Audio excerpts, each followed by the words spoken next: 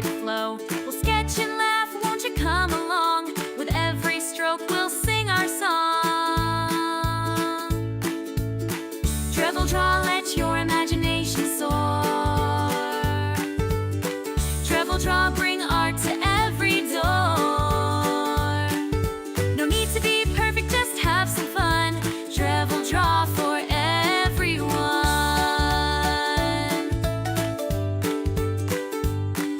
From silly doodles to masterpieces bright, we'll make something special day and night. Colors explode with each new design. In Treble draw, it's always fine. Treble draw, let your imagination soar. Treble draw, bring art to every door. No need to be perfect, just have some fun. Treble draw for everyone.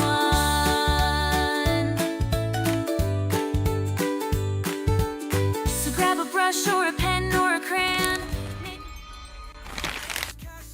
And we are live.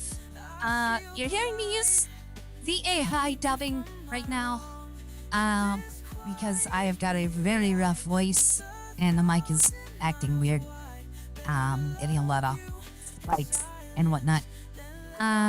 So yeah, just to give the clearest audio, we're using AI to dub it. But tonight we're gonna talk about design, or we're literally gonna talk about design. One of the things I have the most experience in, having been a designer for websites and whatnot, gosh, since '96. So all coming on 30 years. In fact, Embry Arts will be 30 years in a year from December.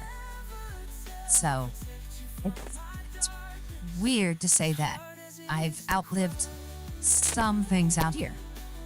But one of the things we're going to talk about, and what spurred this on tonight, is the new branding for MSNBC. And we're going to talk about that tonight, because it's not good. It's bad branding. Anybody who was in charge of doing this branding, they need to be fired. They need to be fired. But given the numbers of MSNBC, I'm not too surprised. I'm on the wrong tool. Sketch this out a little bit. But we are changing a few things. If you didn't catch our stream on Sunday when we did Stardew Valley, we have removed requests 100%.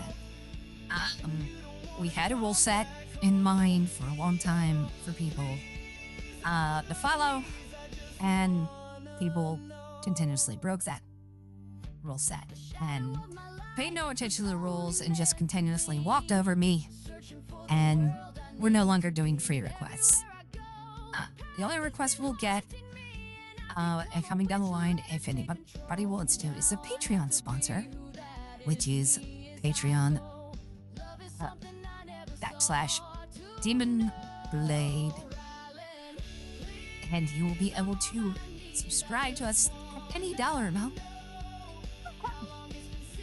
You can make requests at any dollar amount, so there's not going to be any issue there. Plus you're paying. And we'll go through and do a little bit clearer with them as we go through it.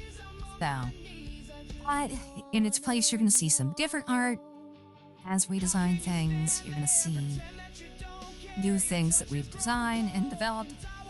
And I'm going to share some things that I've never really shown on live. So tonight, you're going to see some illustration work that we're doing, as well as you're seeing me kind of set up this page for how it's being blocked.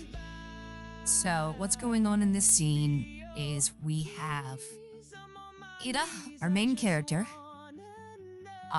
for Witchin.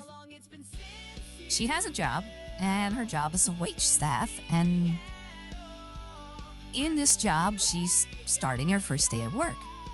And as part of that first day of work, they're putting her behind the bar. Now, you read the comic, it's all about Ida and her adventures as she is the first witch in college.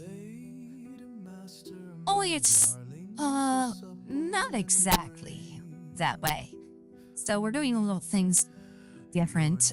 Also let me know if you guys like the AI voice. I'm trying to edit it a bit. Or if you want it to go a different way.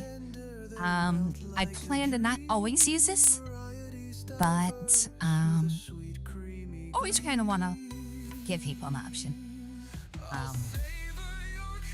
So we had two characters in the scene. Ida's going to her first place in this job, and she's supposed to work as the waitress behind the bar at once. And so we get introduced the page before to Cassie, a 35-year-old lolly. I mean, she is a lolly character. That is the bartender, but she doesn't quite look over the counter. So she's got to have some help, and Ida's going to be there to help the customers and feed them. But Ida wasn't expecting something that's happening in this panel. Down here.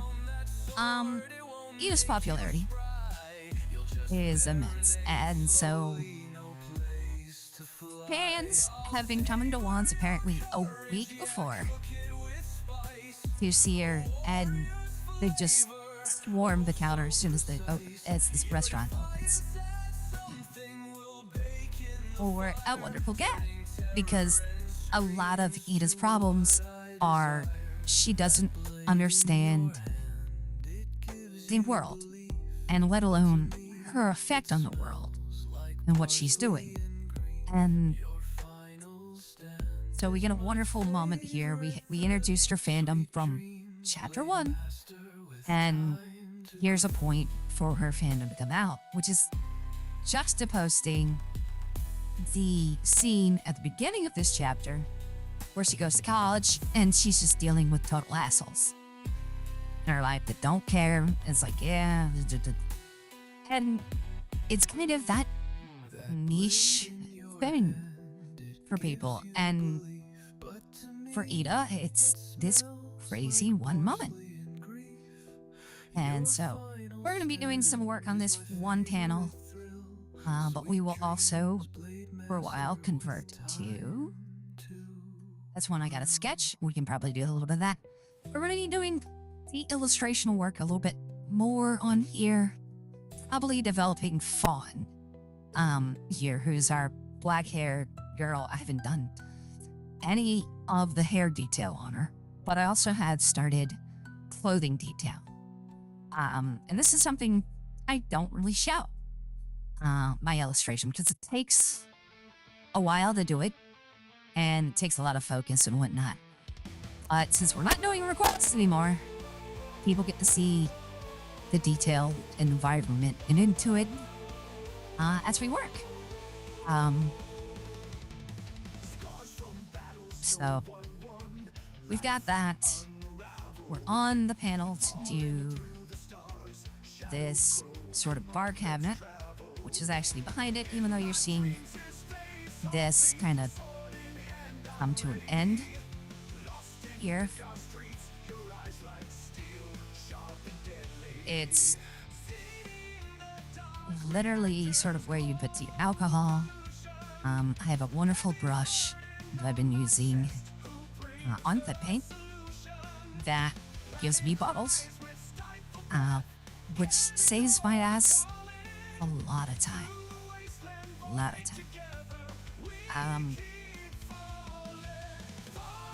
So yeah, right now I just started to put in the shells, but I want to save the shells until after I do the wine. Normally I wouldn't do the background first, but since the characters are on a middle ground. So let me show you. So the bar is the foreground. Characters are going to be on the middle ground, which you can see the little blinking of Cassie there. And then we have the background. Now we have another background layer that'll come in and be like a secondary background if I need to do any details on other panels. But for this panel, I just need 3 layers to work from. So, but I will blue line. And people have asked before what the blue line's for. It's when you are doing this kind of professionally, particularly with illustration and comic work, you traditionally would use a no copying pens. That's all. Which typically is blue. But there's also a red pencil, and if you go into animation, you go into 4 or 5 colored pencils, which I believe is yellow, green, blue, purple, red. So, and each one has a purpose. So, you know what you're drawing with that layer or that drawing. And it just helps to drive with my training, because I trained traditionally and then progressed to digitally as digital became more effective.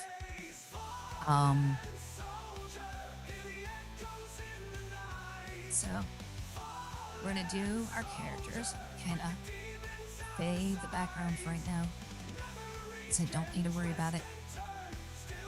And I'm going to bring out that and just trying to draw it. Need to do the split. Just need to do that up here.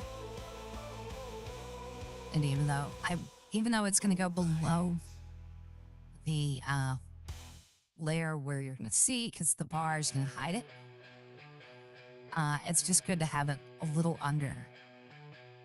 And I gotta do frills, because that's what is going on in the outfit.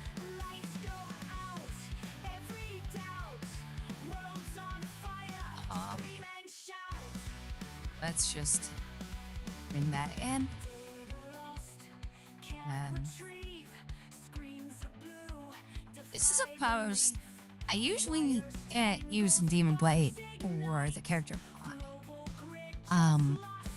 It's more tomboyish pose. It's more male pose. Where you put your arms behind your head. And it's just kind of like, I'm being nonchalant. And I need to redo the strap on that part. Can't go more than the arm should.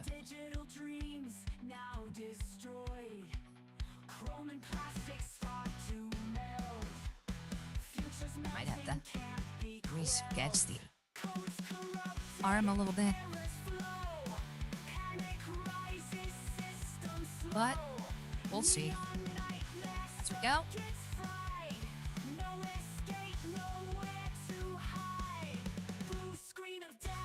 Iris, yeah, voice is okay. I guess it had some hiss.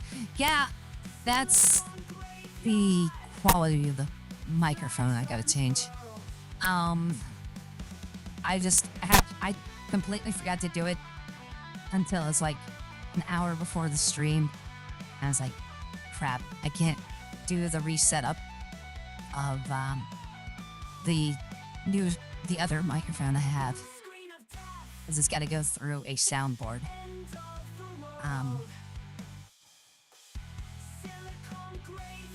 It is more professional mic setup, but it's a lot of work, because it's got to have the editing. Or the soundboard, excuse me, the soundboard.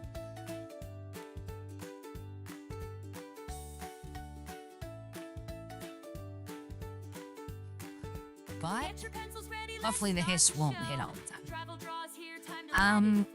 Another thing I'm gonna be showing off is the song list for. So that's the old illustration. I would have redrawn this 100% if I still had this file. It's missing. I think it's on the iPad somewhere in the cloud. I gotta find it. But we're redoing it a bit, and I'm kind of working through it. And I do want to do one small change and sort of have the villain kind of coming out here in the middle. So we're gonna probably add the villain there, and still do the green line, but it's gonna be going from left to right.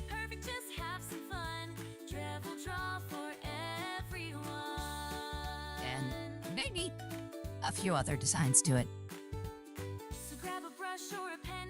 But yeah, I mean, the mic sounded horrible when I was doing some tests this evening on its own. So it's like, I gotta filter it a bit, and the best way was to use the AI.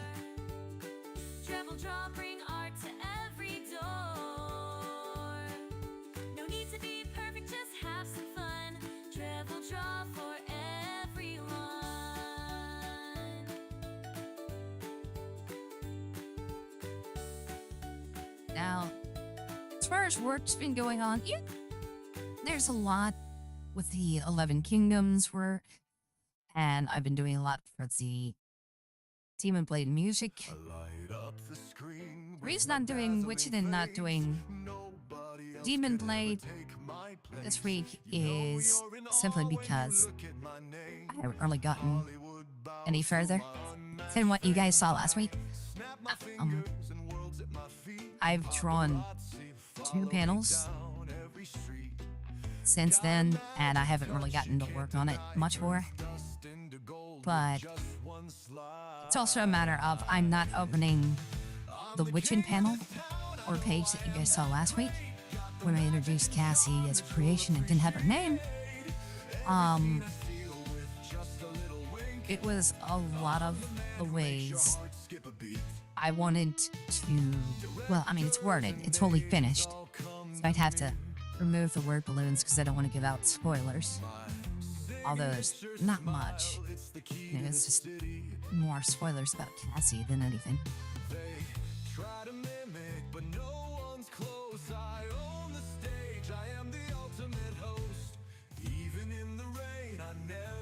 That's a bad eye.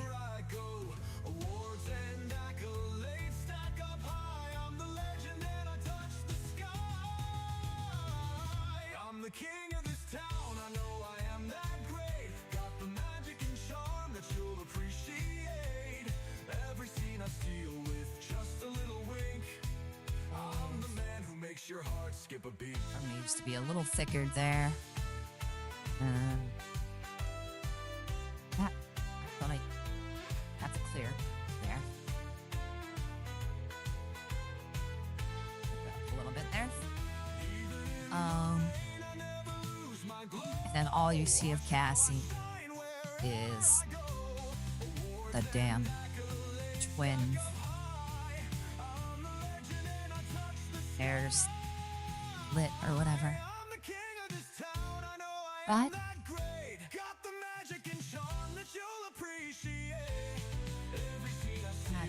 we need to do because Kita's all dolled up in her work uniform.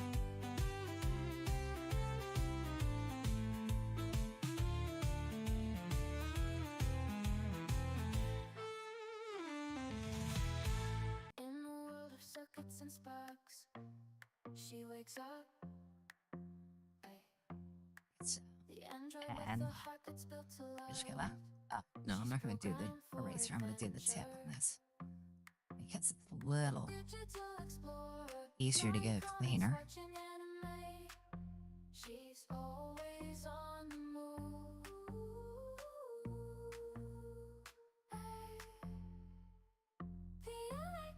There we go. Like that. That. There we go. So, let me flip this a bit. You guys are going to start seeing this come together a little bit.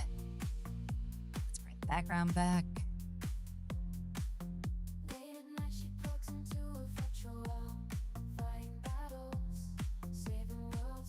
Okay. Shoot.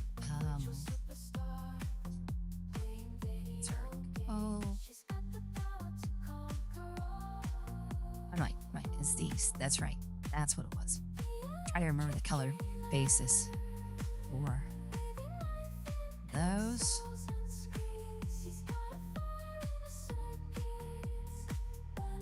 One more.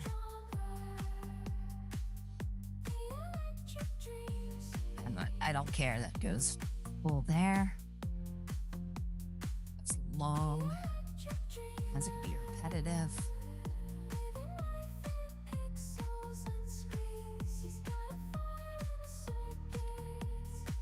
Now, like I said, before I do the back, I'm going to bring on this special brush. So I need to. Yeah, the tolerance too high. That works.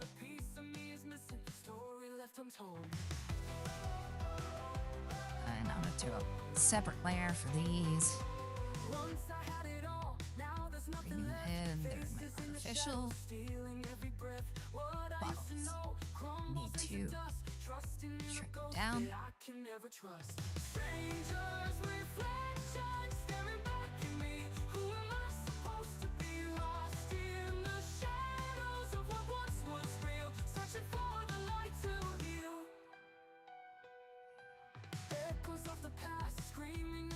And I'm gonna fix the ones that are not whole on there. So like these two right here. They split off. We're gonna erase them.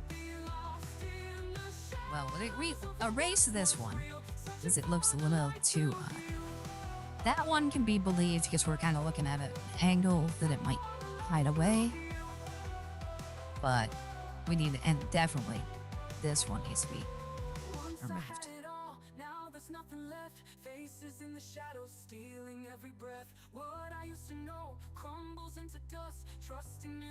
Might as well just remove the one next to it.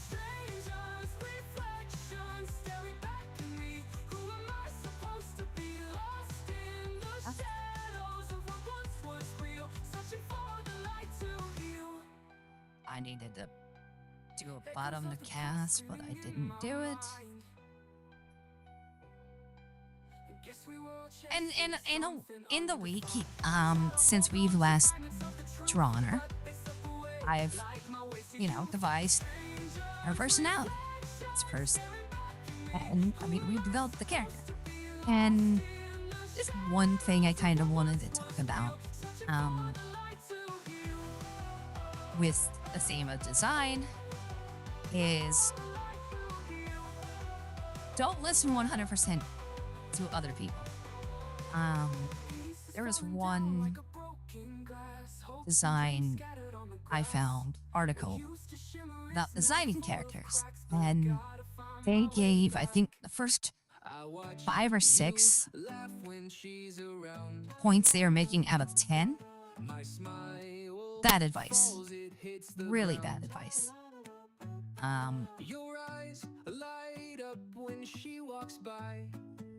Especially when it came with developing the character. But I might pull it up again. I'm debating on that one. But it's because we have a bunch of other ones. I believe it's this purple.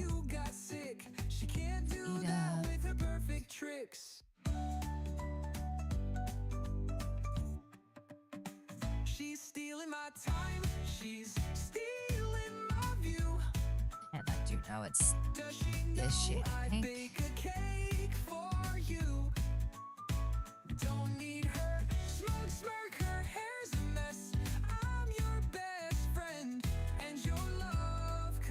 It's the same pink I use on her lips and her eyes. She sends her text with hearts in suits.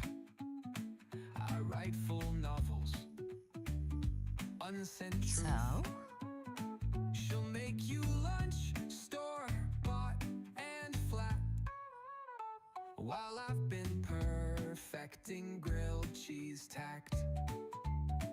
Do you see her shadow cast my way? I always It's cold and have to double check dark, the won't you make her teal of her hair.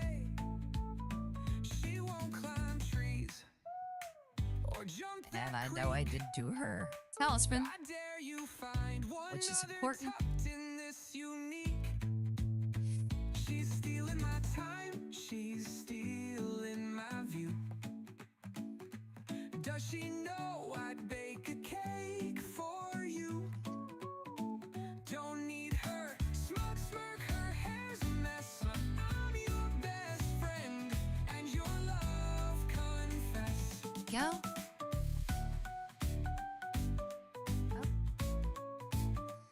And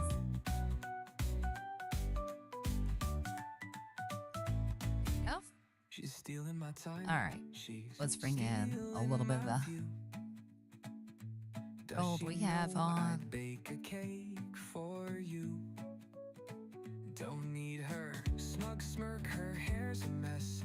I'm your best friend and And your your love eyebrows too. confess. And eyelash.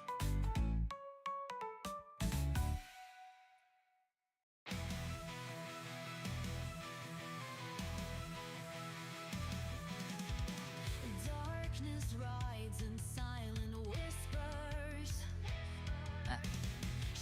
Started to do the apple wrong. They call my name. In the night where fears assemble, doubt's a killer in this game.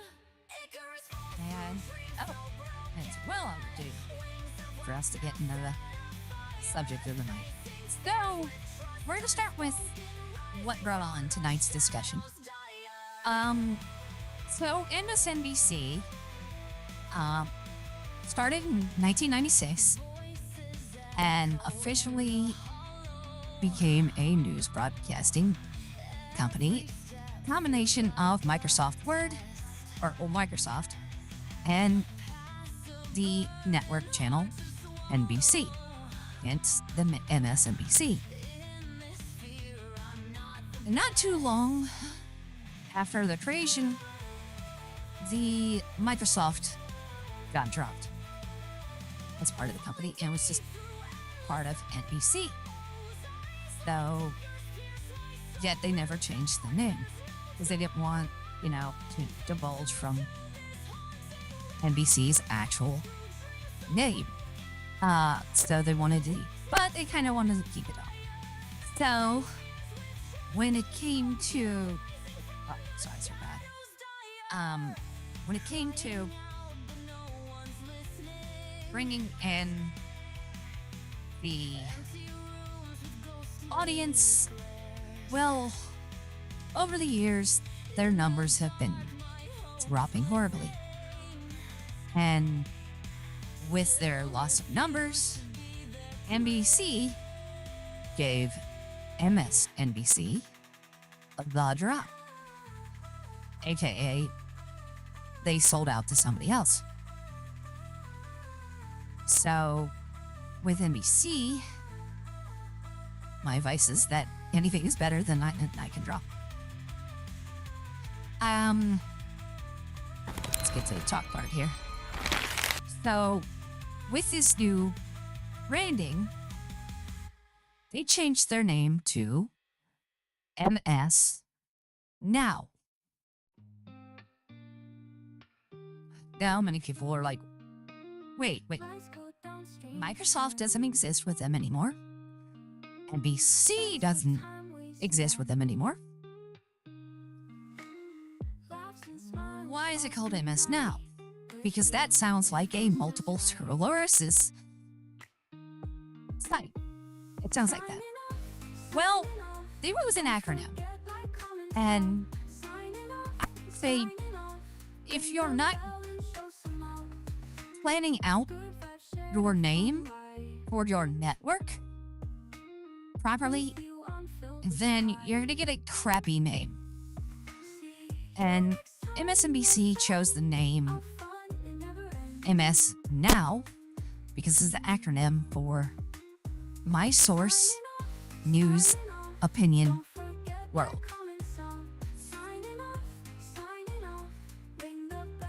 Now, as someone who loves to do acronyms, and a lot of characters and a lot of story designs and whatnot,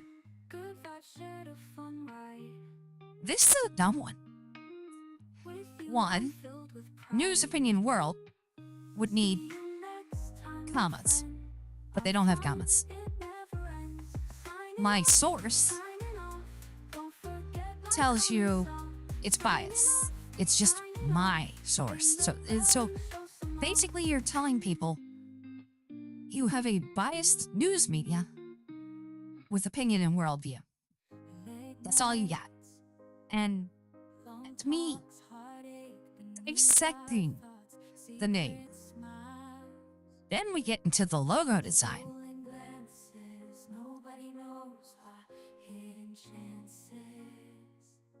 If I offered this to a client, I expect them to fire me.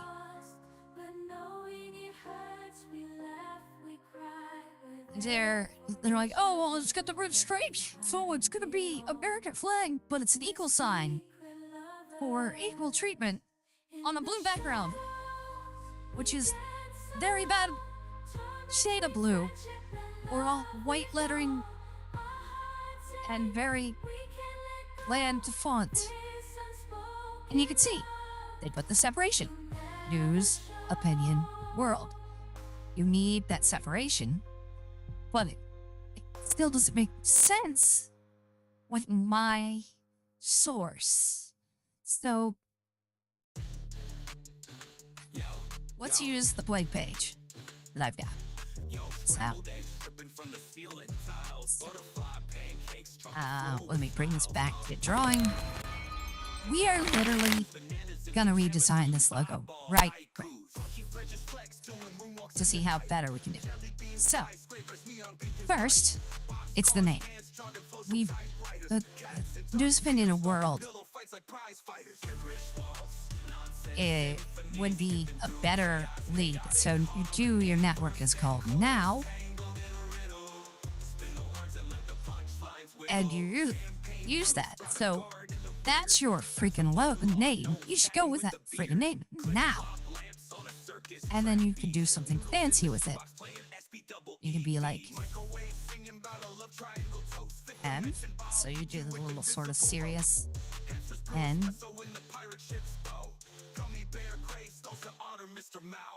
Something like the O, W. Something like this is already more interesting that way. Now, it's a bit bland, and as a designer, it wouldn't fill, in my opinion, it would be a little rough. So if we just use Now, that's far better. So let's see, go maybe on a, maybe give us a slant, because it's a news network, so let's do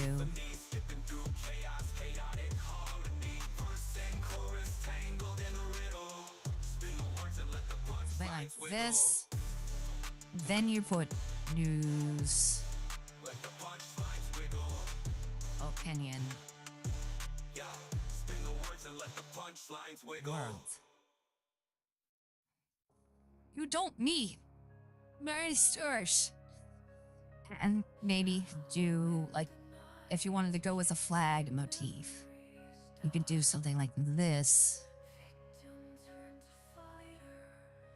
into it. and you maybe still go with the white, but because it's America, you do the stripes. You do the blue here.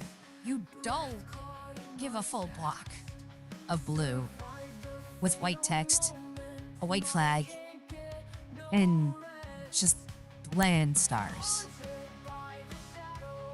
It's... this drawing right here, far better thought than what they did. Because their flag... I just want to shrink everything.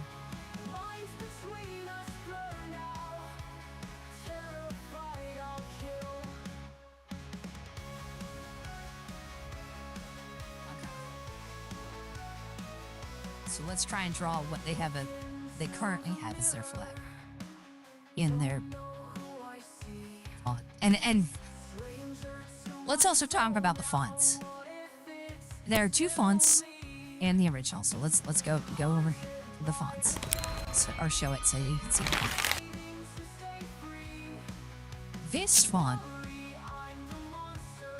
is either Impact or Arial. Very common flat, and my guess it's Arial Black, to be precise. And then this is a font that's similar to New Times Roman. I would almost say, yeah, Times New Roman. One of the most basic fonts out there. So you have two very basic fonts. So you're putting all your faith in a flag that is not well designed. It's not. You've got a little curve here, a thing here, little curve here, and then it's not even an American flag. It's nothing could design that because it's got this freaking K-like end to the flag. And then around there, they kind of do this. Let's put an equal sign in there. If I gave this to a professor, even back in my days in college, which is the beginning of the 2000s, well, end of the 90s, beginning of the 2000s. If I gave that to my professor, he would tell me to redo it, that I was being lazy, and this is not a good logo. And people can be like, oh, what do you know about logo design? So I'll use one example. 11 Kingdoms logo of mine.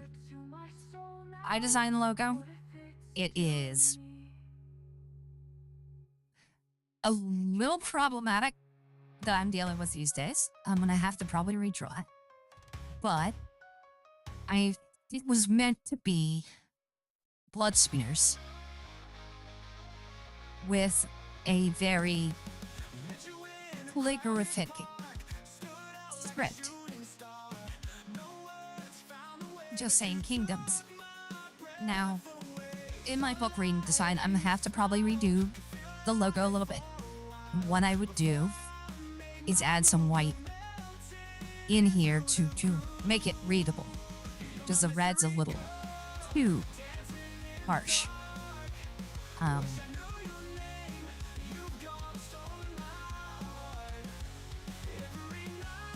But it's still useful.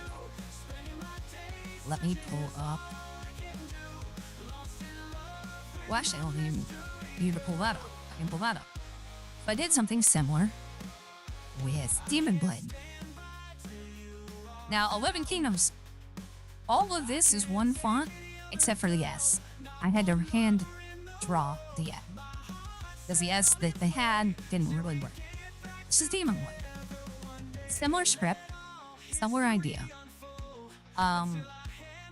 I wanted to have the triangle, circle, square that makes up the symbol and demon blade, but it's supposed to be a blood drop dripping down and whatnot. And yeah, you'd be like, oh, same. I designed them at the same time, both of those logos. But then we have stuff. Let's see here. Let me pull open Witchin's logo. Well, we'll use Wands. Okay, we'll use Wands logo.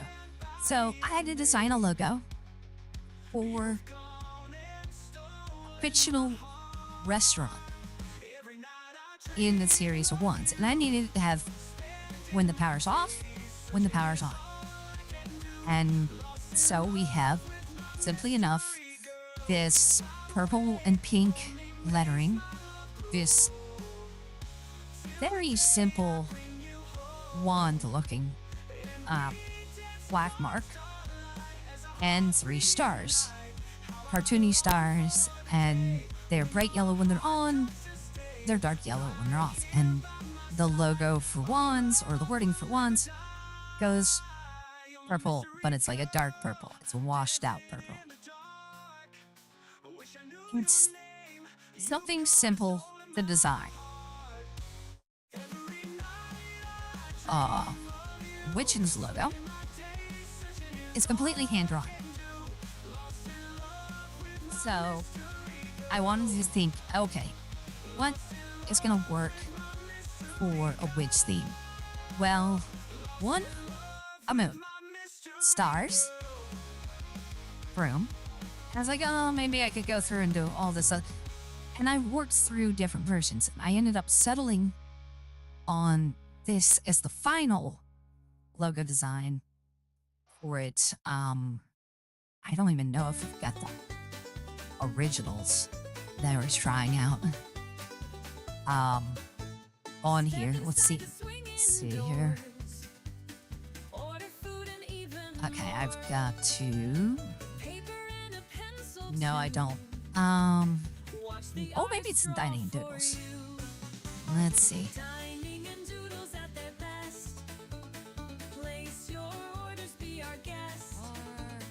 No. Okay. So the original logo was not. It's got to be on my cloud that I gotta go search through. But I mean, there's other logos. I mean, this is something I designed for happy holidays once. Very simple version, easy to do.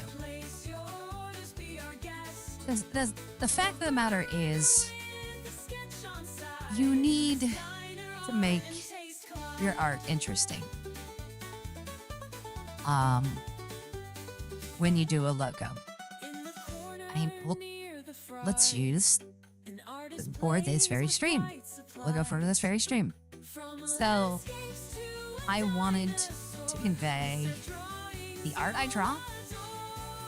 Even though these are chibis, I don't really use chibis.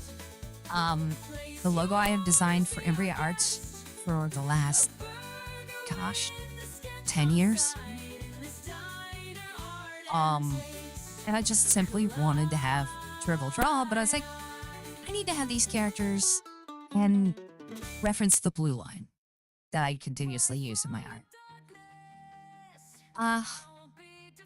It's little things that make a logo work. And when you just do something, and we'll talk about this later, when you just do the simplistic logo like they did for MSN, so this, you're running around and hoping that it's readable and understandable to the audience. Now, 2 things you learn in graphic design when you do graphic design is you avoid a couple fonts. Comic Sans is one of the more notable ones. It's more infamous to a lot of people. Times New Roman, another one that's very known to people. Oh, no, different slide. Ariel, unless, so here's the thing. Ariel tends to be your box standard government sign design or font. It's typically Arial black. As what you see on road signs. That is what you see, whenever they have to, have a building. They need it. It's usually done in Arial black because it's easy to read, clean, and precise. Times New Roman is your traditional newspaper font. So I kind of can give them a little leeway with Times New Roman being a news program or news channel. I can't give it to them, though, when you divide your entire network and make it so difficult for your audience to understand what you're doing. And I just remembered one layer down here before I did the seeds.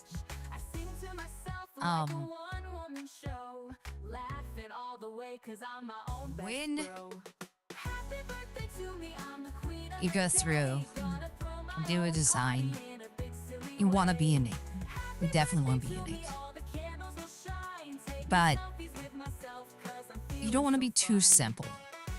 And that's what they've got here. And this hasn't been something like, oh, they need a logo this, today. This is something they knew was going to happen for over half a year. If you don't plan out your brand, your logo, your name in 6 months to where it can be professional, then you got a badass. That is not a badass. You've got a dumbass in charge of your graphic design and branding. And especially for a brand that has been seriously hurt by, views and opinions from the internet. That's what's going to really damage any hope of a future you have with this brand. So, I'm not alone. A lot of people are calling this out as probably the worst television brand launch ever. And it's because they did a sloppy job. And it shows.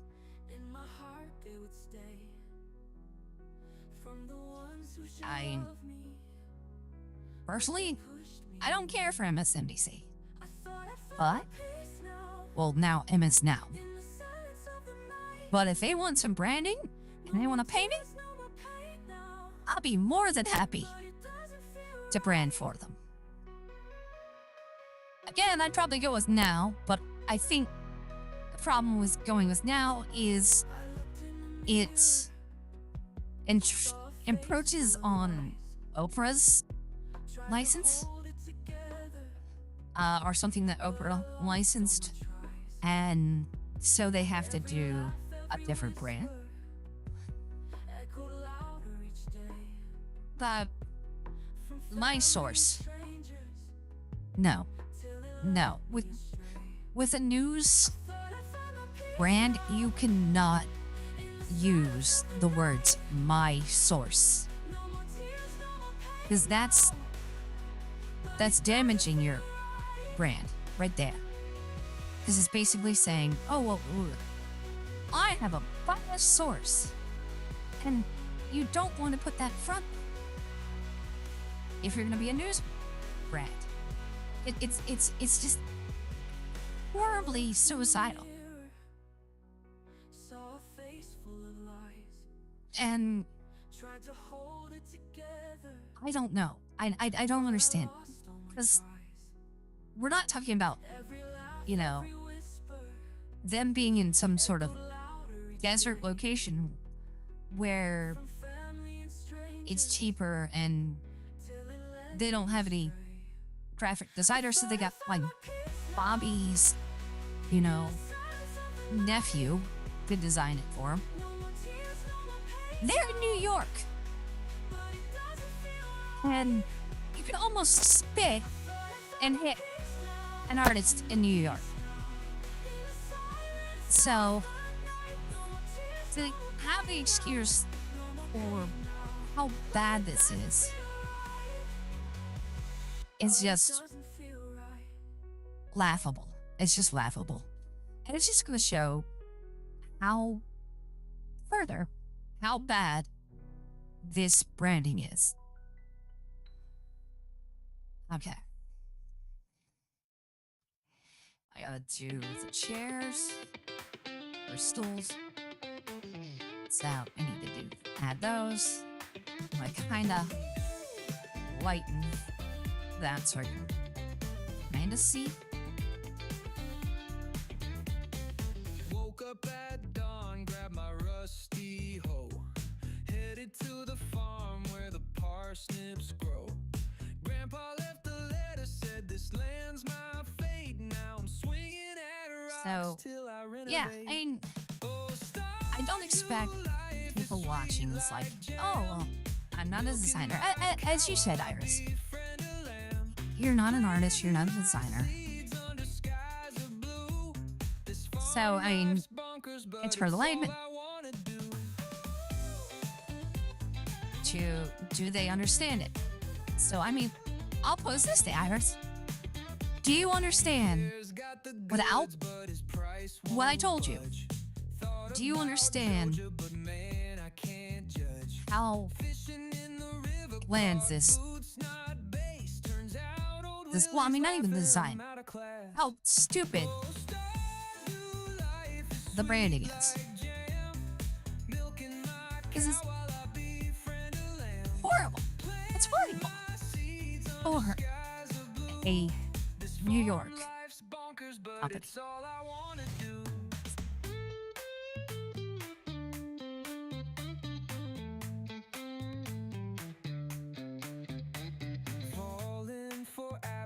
She ate my quartz. Poor Shane's drinking sadness, he's out of sorts. Okay. The townsfolk are weird, but their hearts are gold. Guess I fit right in with these stories untold. That's about as far political we'll go here today.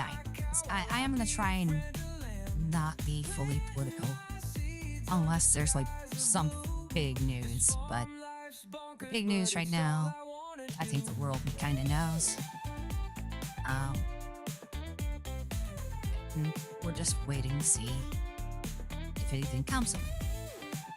That is, are we going to see peace between Russia and Ukraine?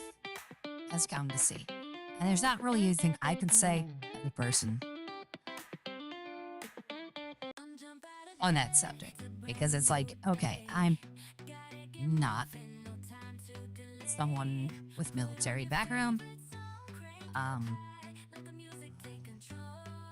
Can say from, I'd rather see peace. But at the same time,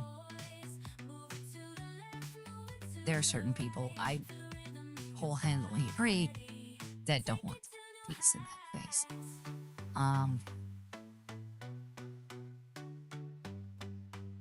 I just did all that on the wrong here. Damn it.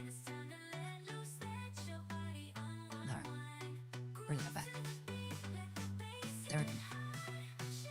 Ah. So,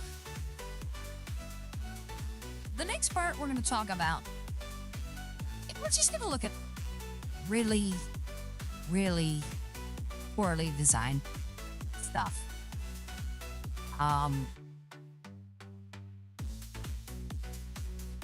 And it's laughable things. It's laughable things. It's stuff that I when I talk about the simplicity of the MSNBC, that at least has a prior branding. When we look at some of these designs coming up, they're downright horrible. So, okay. First piece of advice: novels. When you now design a novel franchise, like I'm doing with 11 Kingdom myself at this time, if you're gonna have multiple books, and you know you're gonna have multiple books, you want to have a uniform design all the way through. So here we have the first 3 books in a volume with the author's name, sort of in the nice little box here. Book 3, 1, 2, 3, and then the title and the corporate logo. We're to book 4. Well, we got the title now where the author's name is. Normally, we can shrink book 4, and give the title of the franchise or of the series of books. And then you lengthen out the author's name, and then you add a very, very tiny illustration. Now, since we last did Dribble Draw, I can say I finally have my own copy of Demon Blade.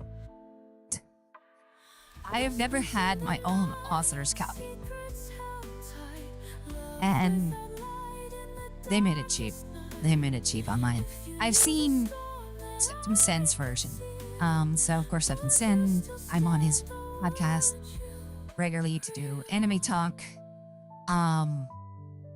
And I've gone over to his house. I've seen his version. It's nice and clean.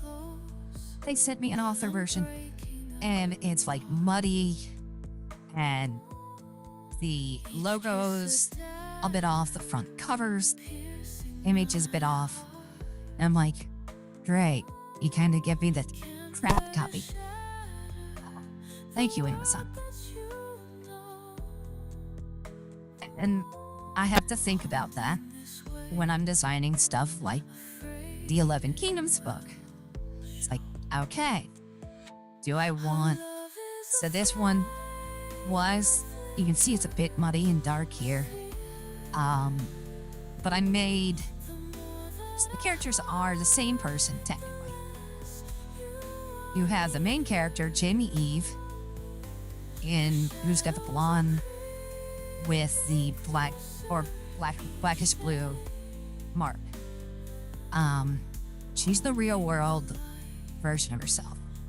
Then you have her character, Fawn Midden, that is played in the game. And this made Jamie look way too colored and bright, when a majority of the story is in Fawn's perspective.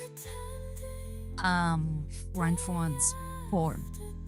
So when I redesigned, I'm going through and making Jamie sort of washed out a little bit.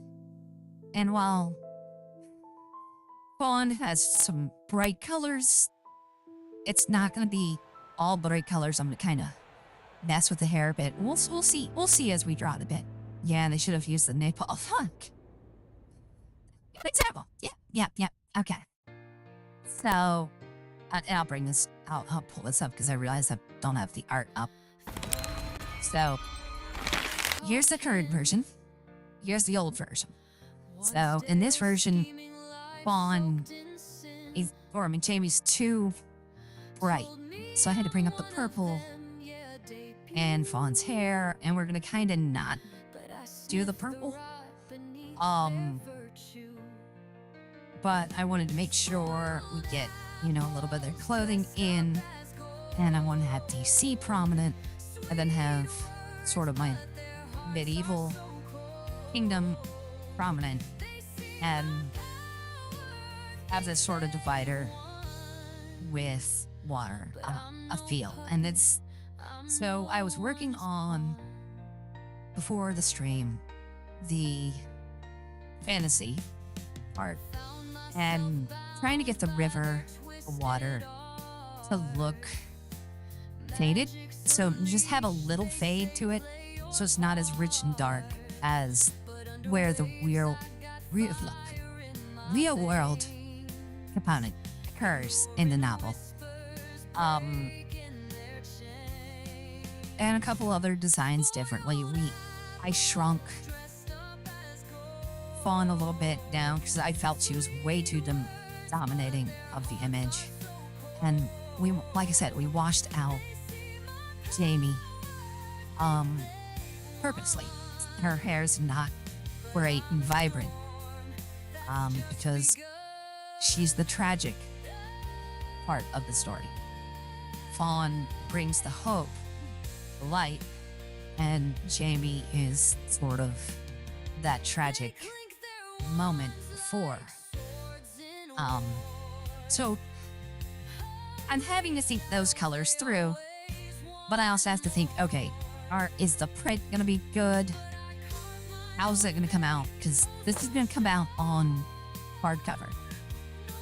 And when I'm not doing what I did with Demon Blade, is doing a wrap cover. Now, Demon Blade, when book 2 comes out, it's still going to be a wrap cover, which a wrap cover is, you have some aesthetic that carries over from front to back. In this case, this is going to be a straight one image. The book color is going to be white, primarily. And then I'll have the logo. I have to redesign the logo for the spine. And then I'll have to do a design for the back cover, how I want it to be. But going back to the top. Okay. So, yeah, these are the spines. It's a dumb move there. This is a structural bad design. They dug this playground in a pit. So when it rained, the playground would get flooded.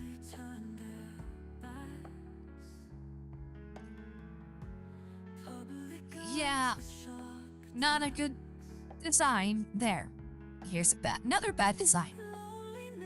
Putting human statues on top of a building. You can guess what people were calling about all the time.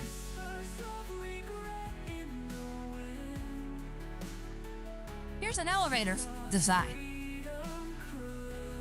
I don't even have to say anything. Where's 3? How do you... Okay, it's 3. 3 is this mess.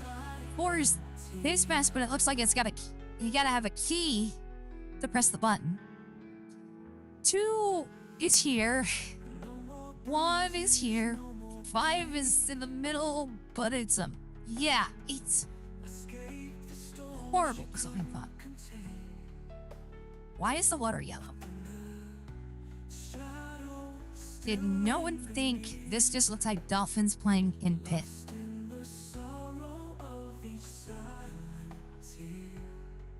All Quiet on the Western Front. So a very classic novel. I'm sure the cover artist will read the book. Cover artist read the book. Yeah. So, those who don't know, All Quiet on the Western Front. It does not involve cowboys. It involves World War I. Particularly the British side of World War I, because Ulrich Remonarch was writing about the trenches of World War I.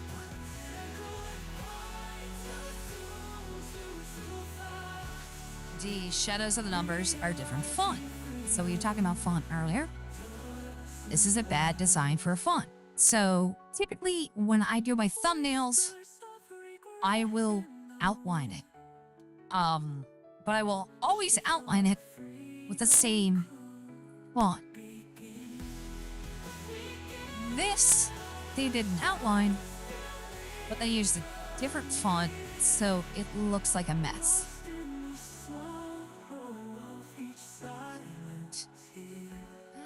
Okay, this is tampon backs. There are 3 sizes in this box. Can you tell the difference between the sizes? Yeah, somebody probably should have assigned a color to the size instead of marking the letter with the size.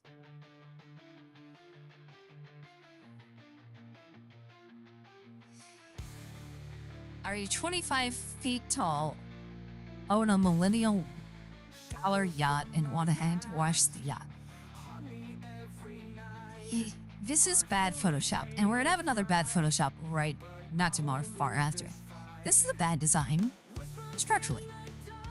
So, as they point out, they put vents on this oven that are right underneath these knobs to deal with the oven temperature. These get hot and burn, and you see the discoloration. And yeah, you don't want to touch those. Turn off the stove, which you need to turn off the stove. This ad in my print copy of New Yorker. Save the children summers better with books. Keep kids reading all year long. Help your kids USA. Like, do not, if they're going to copy an internet image, do not put link to help kids read in need read on a magazine ad. That is just Philippine's crap. Why is this check different color, this color, but they're both supposed to be okay? Yeah, green should be for both. This is supposed to be a handicap marking. That is not a handicap marking. In fact, let's see. Can I draw it? So we'll go back to our art real quick. I will draw handicap marking from memory. And freehand.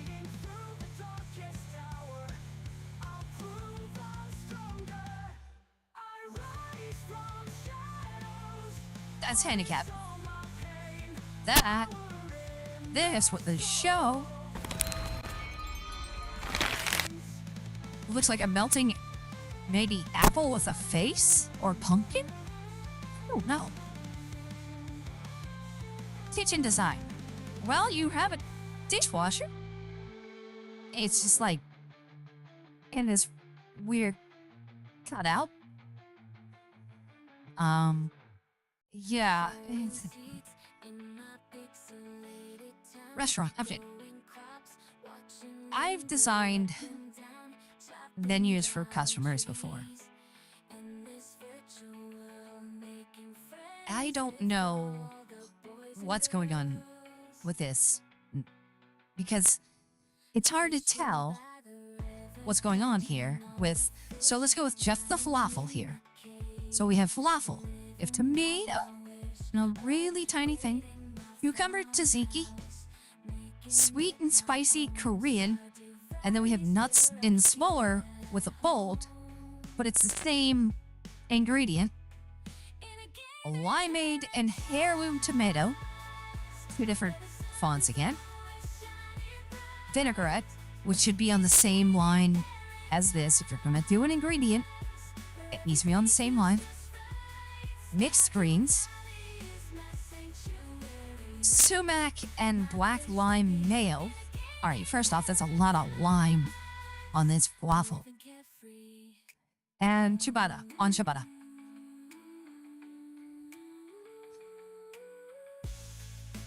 A menu should have 2 to 3 fonts, one font being the price, being different. And if you're not going to do the price, which they didn't do here, if you're just going to do the ingredients, do it in a smaller font that is not bold, and just bold your item, or whatever they call it. This is just a headache, and people have a hard time reading that stuff. Terrible sign choices. Now, I don't know if you all can read this, but the sign actually says, I want to be the person my dog thinks I am. But readably, it says, I want to be my dog I am.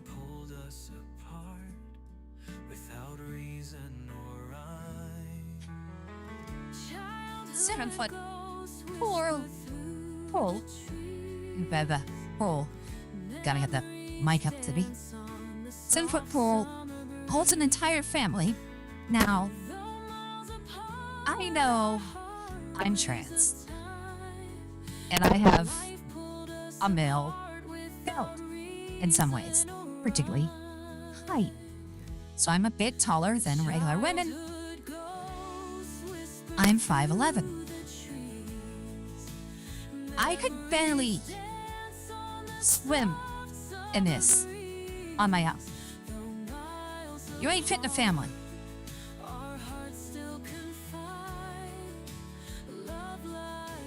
This is just Asian fame, Indian kitchen and bar. Now, they're missing, if they're gonna say flame, you don't use a flame image for an out.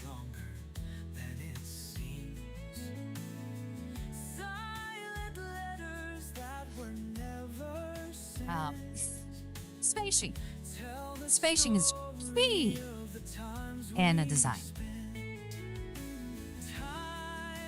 This is for a 21st birthday, but the spacing makes it look like it's for the 12-year-old's birthday.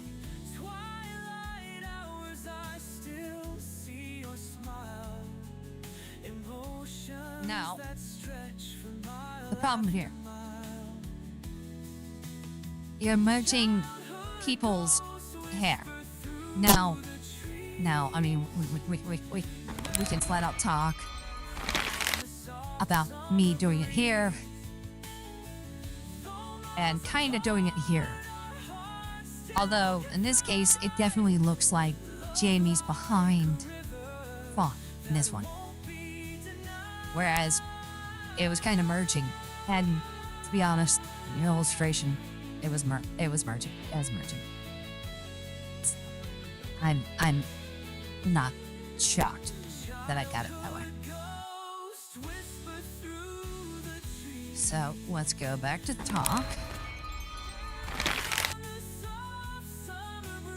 So this is a point where two people could have solved this if they were willing to budge. So this bridge is for handicap to come get over here. But the house designer, or the designer of this archway, decided, no. I'm not going to put this bar that comes right up to the bridge out of the way. Handicapped people can find another way.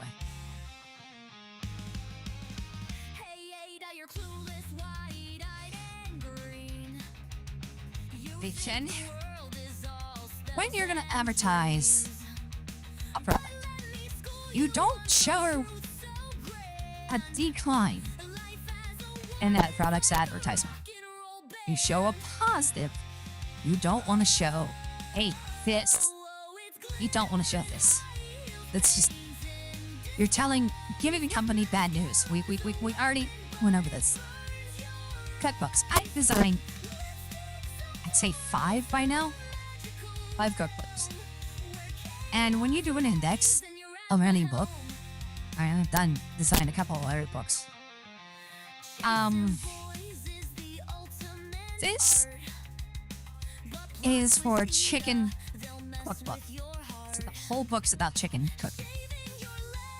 You don't need to put every other page for cooking chicken by listening chicken eggs.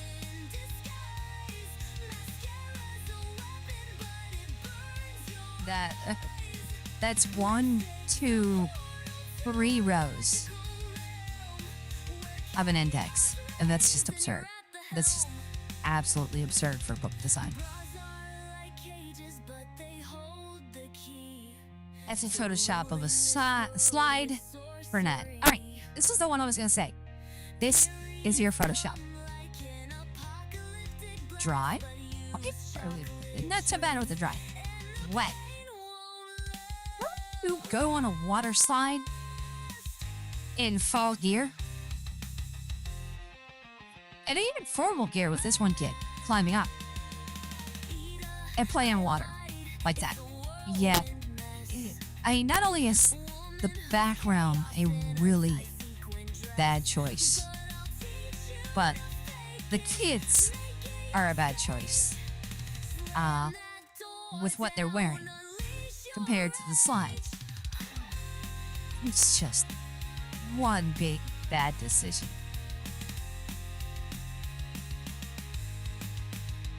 This is an airplane poster, or I guess one of the in-flight manuals.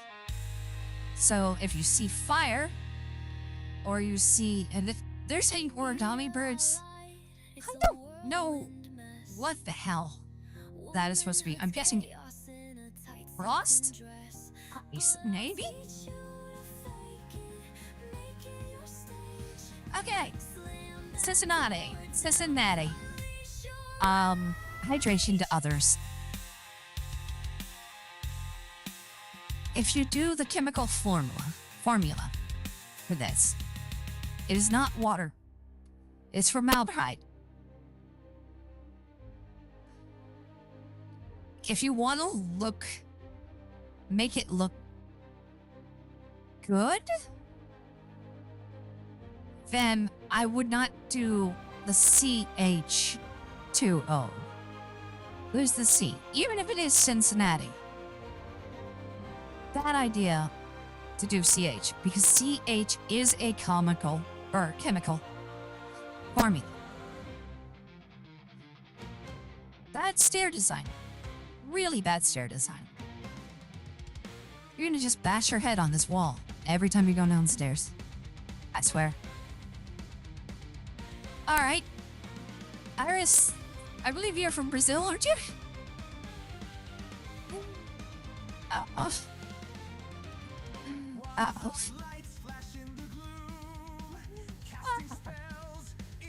First off, Jesus is not a good I.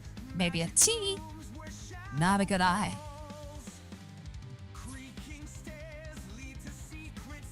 I can't understand this at all.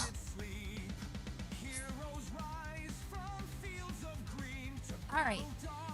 I used to love baseball as a kid. I used to love to watch it. It's the one sport I would play. If I got these seats, I'd be pissed. You are not seeing the game from these seats. At best, you're looking right here. You're looking right at the freaking wall.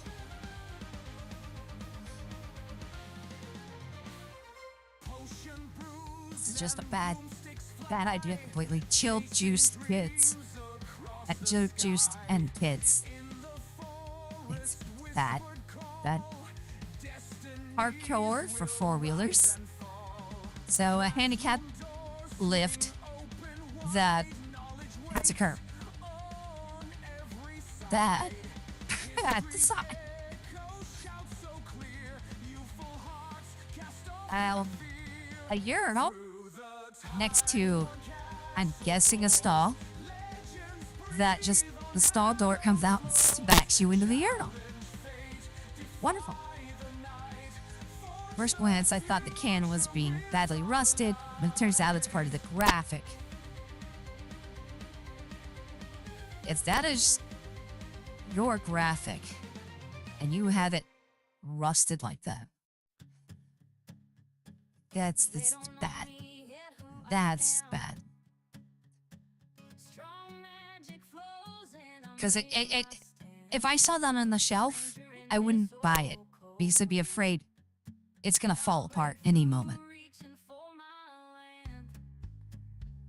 The best people are who eat, or people eat to eat. English. If you're gonna use English, use English. If you're gonna not use English, use that language. Whatever language you're using.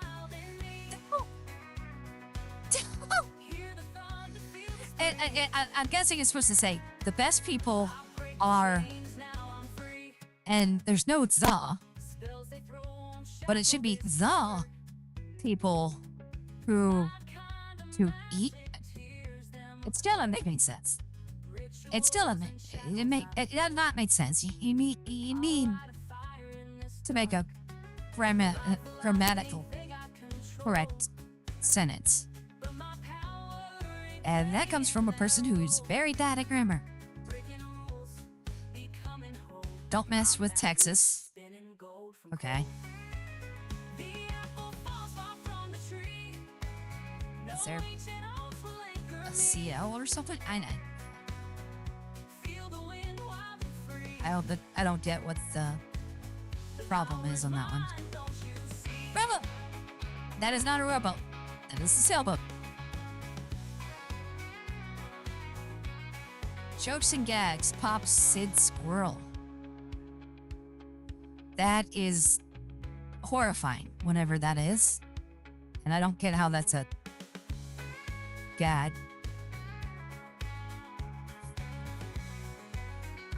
The almost never-ending airport directional sign. Where are the arrows? It's the most important thing for a sign that is directing people is arrows. Nowhere do we get arrows. We just get stairs, elevators, terminal, stairs, elevators, terminal, stairs. I think we could cut that off right about middle. It'd be fine. No farting on pregnant women. Ice maker, make me some ice. It's a scorch. Absolutely beautiful architecture of the place I had to piss in. Yeah. You're gonna have to, if you're a guy, you're gonna have to slant. If you're a girl, you're probably gonna have to sit side saddle. Which is gonna get messy with the toilet. I need cold relief. I need icy rest. Ice, ice, baby, make The cup that nibbles your lip how it little. So my problem isn't the design for it to nibble at your lip. My problem is that ridge is going to cause so many leaks, so many spills. It's such a bad design. Hey machine, don't let me down on this summer day. You'll wear the This is death wanting to happen to people. spitting out cubes So you have a washing machine with maybe, I don't even say a foot. I'm going to say like maybe at best 8 inches before you go downstairs. And that's the only spacing you got. I'm guessing it's probably Japan because the washing setup. Pretty much. God is good. Yeah, having done several vehicle wraps, it's important to know the placing of lettering, especially on a vehicle. If you have this window on the van, then you need to do it before the whole word message needs to fit before the window.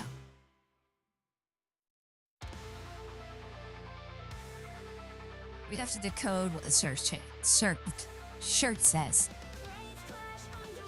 It's not the will to win, will to prepare to that matters. Everyone has that matters. When Paul Bear Bryant, it's not the will to win, to prepare to win that matters. Everyone has that matters. Yeah, it doesn't make sense any way you do it.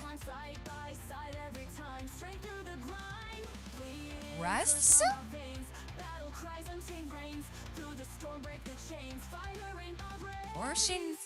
Roshin, fearsome. Yeah, none of it makes any sense. Interior design of a bus. That's a lot of blue. And the painting in the middle of it, or the seating and whatnot. I mean, this is UV lighting. I mean, you can tell where somebody spilled stuff, had sex, all that kind of stuff. Just wonderful. Turin Tula. Spelling, please. Spelling. And work on your sculpture. That's bad.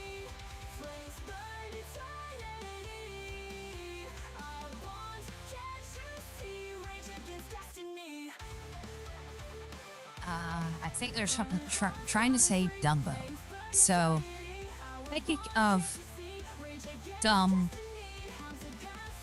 reader and advisor, tells past and future.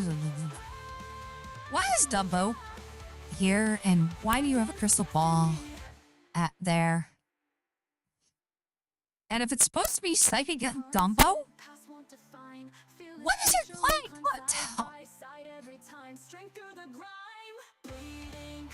Don't smoke the propane.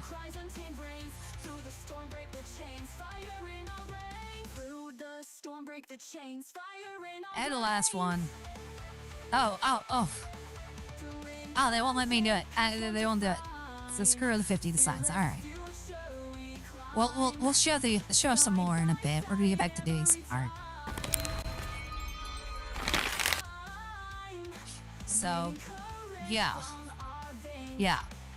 That designs come in many varieties, and the next one will show our professional. These are the big name bad designs. Now, some of them I disagree with will come through, but I'm also gonna look up the character designs.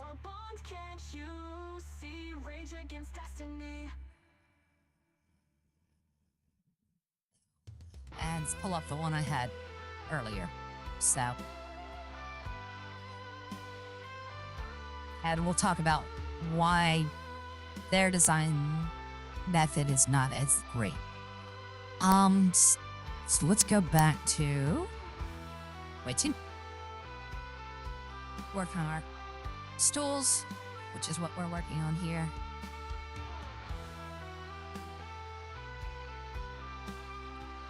So,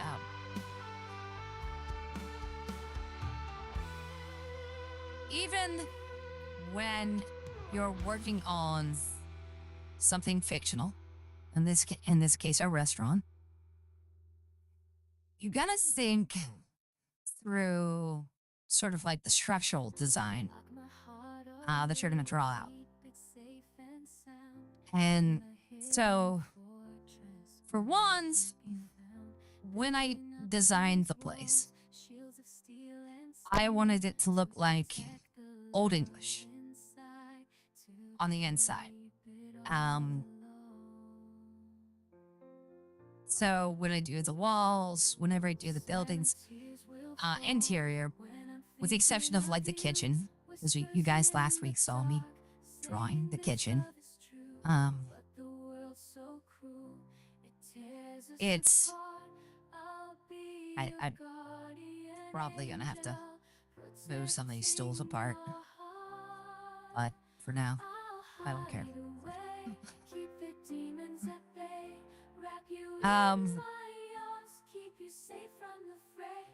But yeah, it's a matter of how you want it to look. So, if you've never worked a restaurant, you never really been in the back, they're usually pretty industrial. You have the stoves, you have have the kitchen, the counter, which is usually a long metal section, and you have a couple of cabinets and shelves and whatnot. So, I mean, it's not unheard of to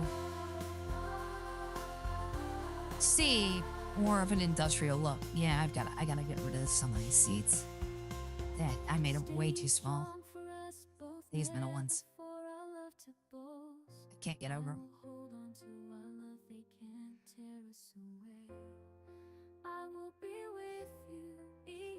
So, when you design that, that's pretty uniform. So it's wasn't much that I had to do there. But when I do the interior, and then I've shown it a bit before, especially in chapter 5, when I had Ida and Abigail kind of walking through the restaurant. Let's see here.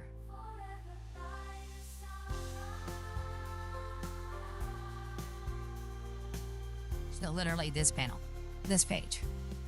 So I have one of the main things with Old English is you get the black railroad ties that cross, and then of course on the sides. And then you have sort of a white stucco. If I wanted to put texture, I would. And then a brown floor. So it's kind of that interior that's designed here. You're seeing the bar here with that. I need to make that a larger seat. I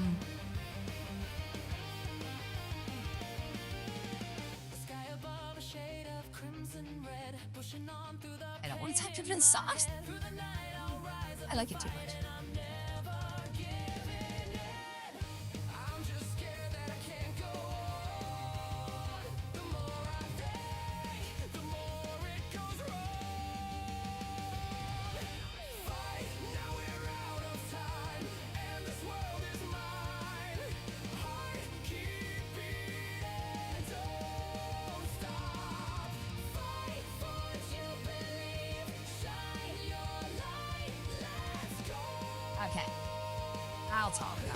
I'm not going to completely do it. But it's a good time to talk about the Even Blade soundtrack. 30 songs. 30 on the soundtrack. I see most of these you've heard on here, but the instrumentals or themes you have not. Additionally, there's one song that I have not played on purpose. But we have Icy Vengeance. You guys have heard that several times over, but it's a different version than I played. It's a different one in the soundtrack right now. Here, it's a cleaned up, more professional version. Heart, Body, and Soul, same. Mai's theme. Now, in the past, I used to play the character themes. It's just an instrumental. Each character has an instrument designed to them. Mai is the fiddle / violin. Then we have Icarus Falls, Save Me From Myself, Smile of Hope is one that you guys have not heard, but it's not the only one. Save Me From Myself, let's see, Smile of Hope. Eno's theme. Eno is represented by a flute, and primarily, these are hero themes, so they're built up to powerful themes. Knight's Cry is a renaming of Save Me, because I didn't want two Save Me's on the track, so I changed it to Knight's Cry. Mystery Girl, new version, you guys have not heard. On in Survivor, cleaned up version. Silver-Haired Demon is actually Yoku's theme song, featured by Samizin, but also a very dark, toned, Japanese-inspired music. Then it goes into Darkest Light, new version of it, really powerful version, which goes into Tetsu's anthem, which is probably my favorite anthem. It was my weakest anthem for the longest time to do, so it took a long time to do it. But Tetsu is represented, and say with Tetra, represented by the piano. This piece I can only connect to if you like the sort of fight theme in Naruto Zeta. You know, that's similar with Tetsu's anthem, but it's piano, horns, drums, guitar coming in a really powerful way. Wrath of Shadows, you guys have heard. My Betrayed. You guys have heard it? It's instrumental, but it has a real choir. It's a real short piece. It's like, it's very haunting tone. Blade of Vengeance, you guys have heard. Then we get the one I've been holding. Heart to Cold. This one gives me shivers. Oh my god, it's so good. And it's literally, basically, so these go in order by chapters, or where those chapters would fall, or where these songs would fall in chapters. And Heart Too Cold is Mai's rejection of love. And it is, I listened to it before we went on air, and oh my god, it's so powerful. Blossoming Into the Wind, you guys have heard. It's Eno's song that's not instrumental. It's actually her singing. Crimson Shadows, new song. Instrumental. It's an instrumental piece, but it's new. Demons of Light, you guys have heard. Tetra and Kyle. Oh, an instrumental for the love between Tetra and Kyle. And it is a lovely piano, guitar, jazz, because Kyle's guitar Um, and it is just a lovely, romantic, flirty jazz piece. Scars of Yesterday, you guys have heard. Truth Behind the Lies is Lori's song. Yes, we're going to be going well beyond what 2015 has in chapters.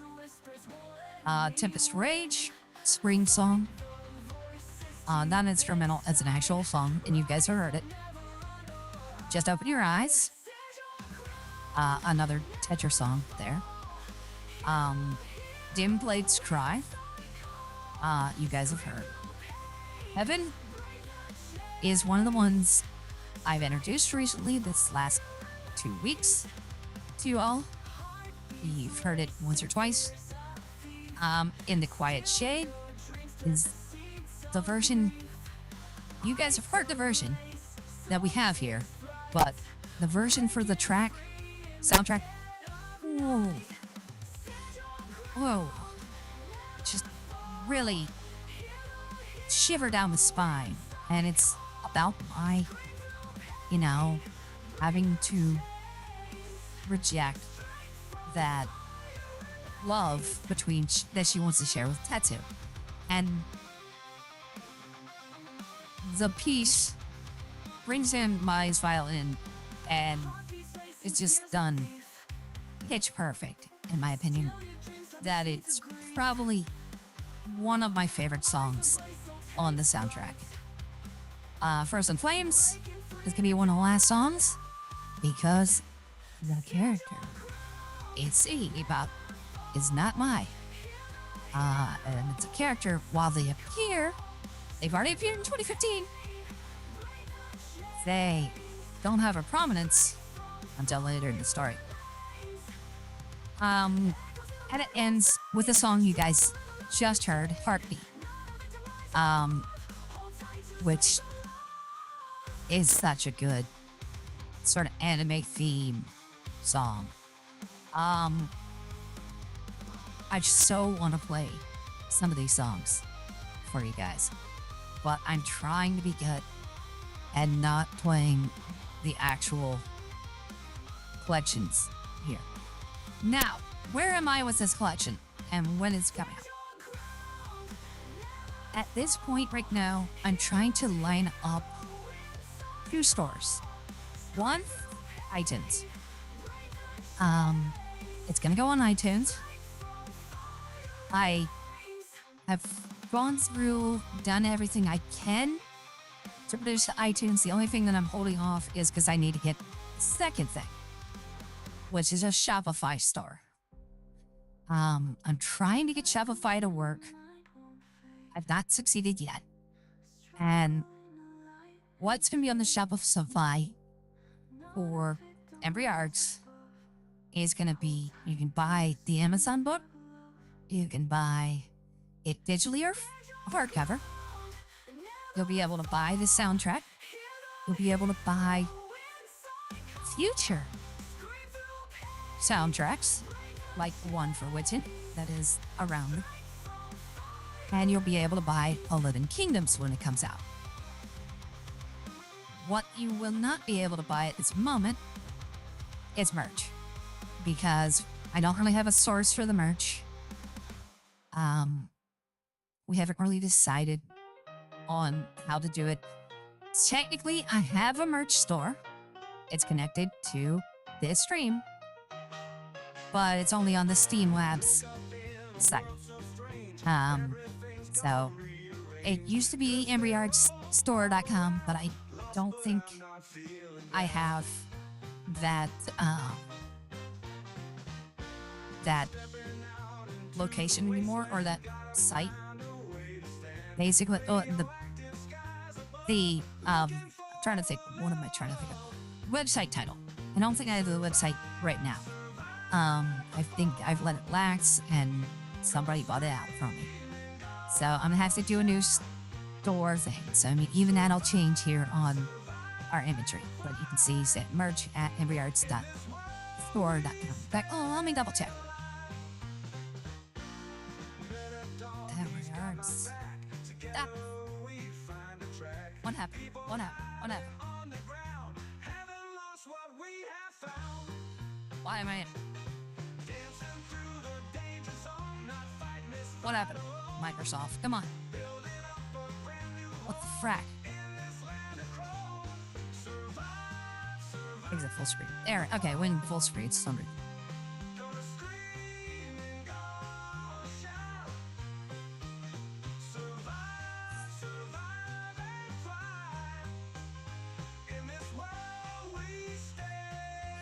Let's see if it still connects. I don't know.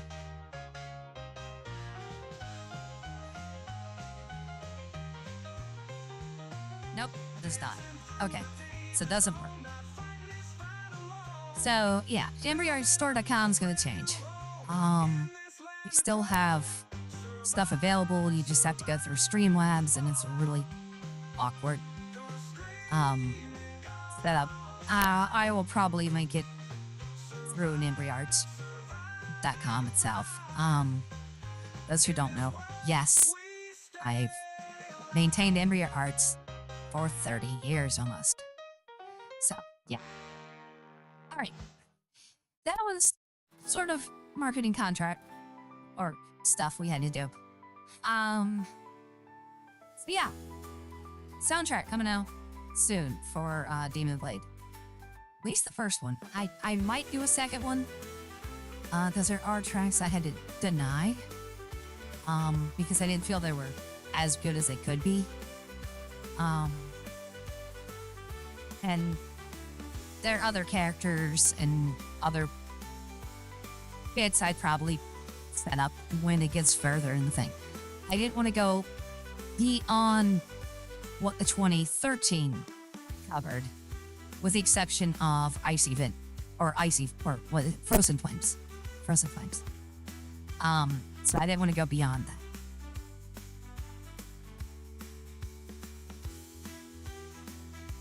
So, back to our stools. One can say we're doing a stool sample. Again, I addressed it at the beginning. We are using an AI voice right now, and it's simply because the mic's being crap. I need to install the other mic, and I didn't do it. It's my fault. I didn't do it because I have a mic, but I have to do a whole setup with it. Which does make it a little harder. Arguably, but it's still a more professional setup than a Blue Yeti. Which is what I've been using. But if you guys want this voice or any other voice to keep going, I wouldn't mind it. I can't sing with it because it's crap. Singing comes out as crap. Not that I sing well anyway. Heart in a shattered state. Words like knives, they flew, no escape from the hate. And I could change it a little bit. Bruised by the I can change the lonely and elements of the voice fractionally, hurt by the but it's not gonna be that dramatic. I mean, here, let me change. All right. Let's try the intonation. It can go down and up, beyond, and up to that. But we're keeping it at about 10. There. We also changed the pitch. Pitch. Up to here. Down to. Yeah, that sound at all. Well. So, yeah. We have a different pitch and a couple other things. But, yeah. Yeah. We're just messing with the voice while we got it.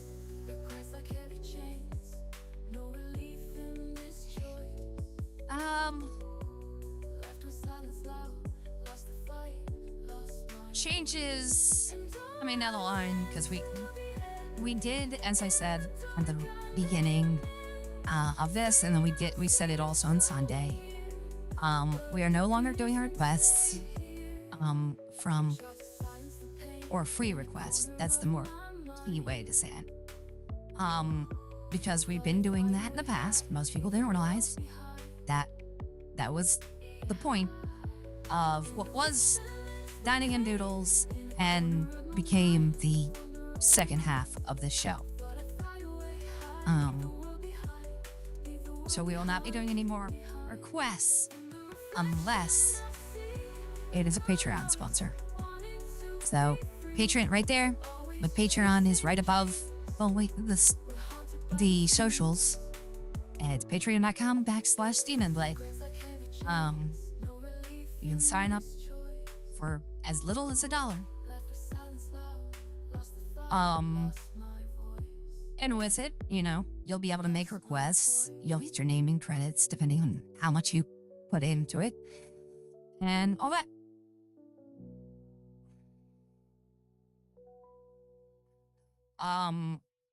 The only thing that no one will get credits in 11 Kingdoms. It's already been dedicated and it's technically existed before, so no one's getting new requests for that. Shoot, I don't want to open that. I think they're red, and I'll go with red right now. I think I made the stools red. Because the booths are red, so I think I made the stools red. Telling me you're gone for good, but I'll keep holding on so tight, 'cause promises are understood. Smile of hope, That's the fill function not working well. I'll search for you, come what may, even if the So yeah, this is Smile of Hope. So this is on the Demon Blade soundtrack. Right there at number 6. Now, I believe the version is a little bit cleaner than this, but still. whispered prayers into the wind, though you know where And then you go back and you eat his eyes, and then we need to put the bar back to full. people say I'm just a fool for holding on to dreams so bright, but I'll break every single rule to bring you back into my And sight. as character-wise, so I mean, we're introducing Cassie in these next pages. Cassie's definitely gonna be one of my favorite sort of angry character.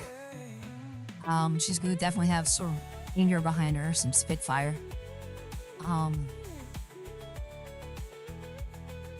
I mean, it fits the nomenclature of a short character, usually having a very short temper. People say I'm just a fool for holding on to dreams so bright, but I'll break every single rule to bring All right. you back into my Save that. smile of hope. And let's address the next bad character. Alright, so let's talk about bad character design. We covered bad logo design and bad branding. And we covered just bad design in general. We'll get some more bad design as we go. Character design. So, when you design a character, so we just designed Cassie last week on stream.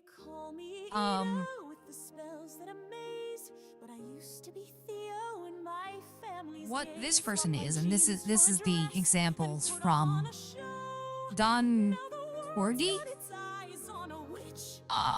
So hello, I'm Patricia. I'm an artist, online teacher, featured in many publications and websites around the globe.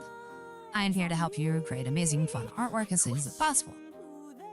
She's gonna give some bad advice and some good advice with this. So, 7 designs. All right. 1, focus on the aspect of your character. Don't focus on one particular detail of your character design. Characters are not designed with one trait.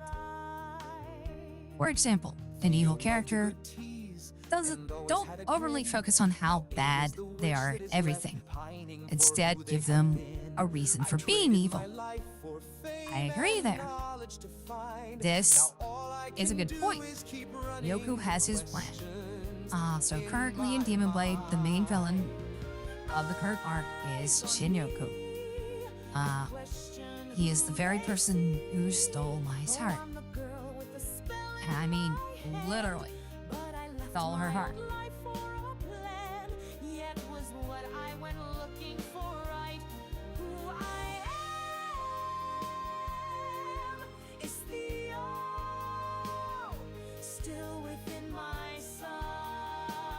Testing. Okay.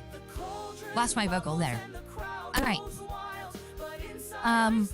So yeah, Shinyoku literally rips out Mai's heart, but he also emotionally rips out her heart. But the reasoning for him will be seen in the coming chapters of this current story arc. So we're going in the beginning of the fight. Most of next chapter will be the fight. And then the chapter after that is the backstory. As we're getting the resolution of the fight. But a good example of me using it so that I can give, I'll use Florence in Witchin. So Val's only recently appeared in Witchin. He got a first look at the beginning of the book, but in the last chapter, he was at the very end of the book. Val is very much that egotistical, muscly, charming, suave guy. He's Gaston as a mage, and an actor, but not a good actor. We're talking The Room style acting, based off the movie The Room. Bad acting. The man prides that he has, literally got 14 Razzies, which, for those who don't know, Razzies in the film industry are awards for the worst films and acting of the year. And the man loves it, loves the attention, because he's a narcissist. So his villainy is very much plays into his narcissism. And a lot of that comes from his relationship with the Wansdales, which is his literally family, his blood family. And his relationship with the Wansdales has been always having to try and stand out in a family of well-known mages, even though not many of them of recent centuries has been well known. But he lives off the name and uses the finances of the name to really push him forward. And he's going to be using that when he comes in and deals with our lovely girl, Ida. So, that'd be a weak character silhouette. So, when I designed Ida, I designed her silhouette and then mimicked Theodore off of her silhouette because it's the same character. They have a relatively similar silhouette, so it wasn't, off or whatnot. I think the weakest silhouette currently in Witchin is actually Abby. And that was kind of intentional. I want Abby to, while she's this crazy, chaotic element, she looks like the most normal. I mean, that goes to say, Bridget also kind of has that same. So both of the friend personalities for Ida are very basic silhouettes on intention. I don't want them being these major focused characters because we have more important characters to play in, but we have the friend support and we'll have backstory with both Abby and Bridget. And so you don't always need a strong character silhouette. And that's one of the things I kind of disagree. If it's not a main character, if it's a supporting character, you can have a weak silhouette. Now, I didn't do that with with Demon Blade. Each character in Demon Blade has their unique silhouette. Probably the weakest will be Kyle or Yoku. Starting without references or mood boards. For a main character, yes. For minor characters, no. You don't need to do everything that's a moon board and everything starting with the references. And for that example, I will use Cassie. We just drew her last week. I did not design her from the start. It was a basic design. It was meant to be a child design, so I drew essentially similar to what I did with Ruth in Demon Blade. I kind of did similar there, but I knew I wanted her to be an adult with a very petite body and childlike body. So I give her the childlike features, but I gave her a unique loop hair. And then I gave her the sort of split sort of cowlick on there when I designed her. And then over the week, since I've designed her from one page to the next, I designed sort of her elements. So what kind of personality is she? She's very agitative, very rough by the edge, because she gets treated like a kid all the time. And with that, she kind of gets violent a little bit. So that was the mindset to do that. I didn't go through, they're showing kind of like a mood board for this character design. I'm gonna tell you right now, that's a weak silhouette of a character design. That really is.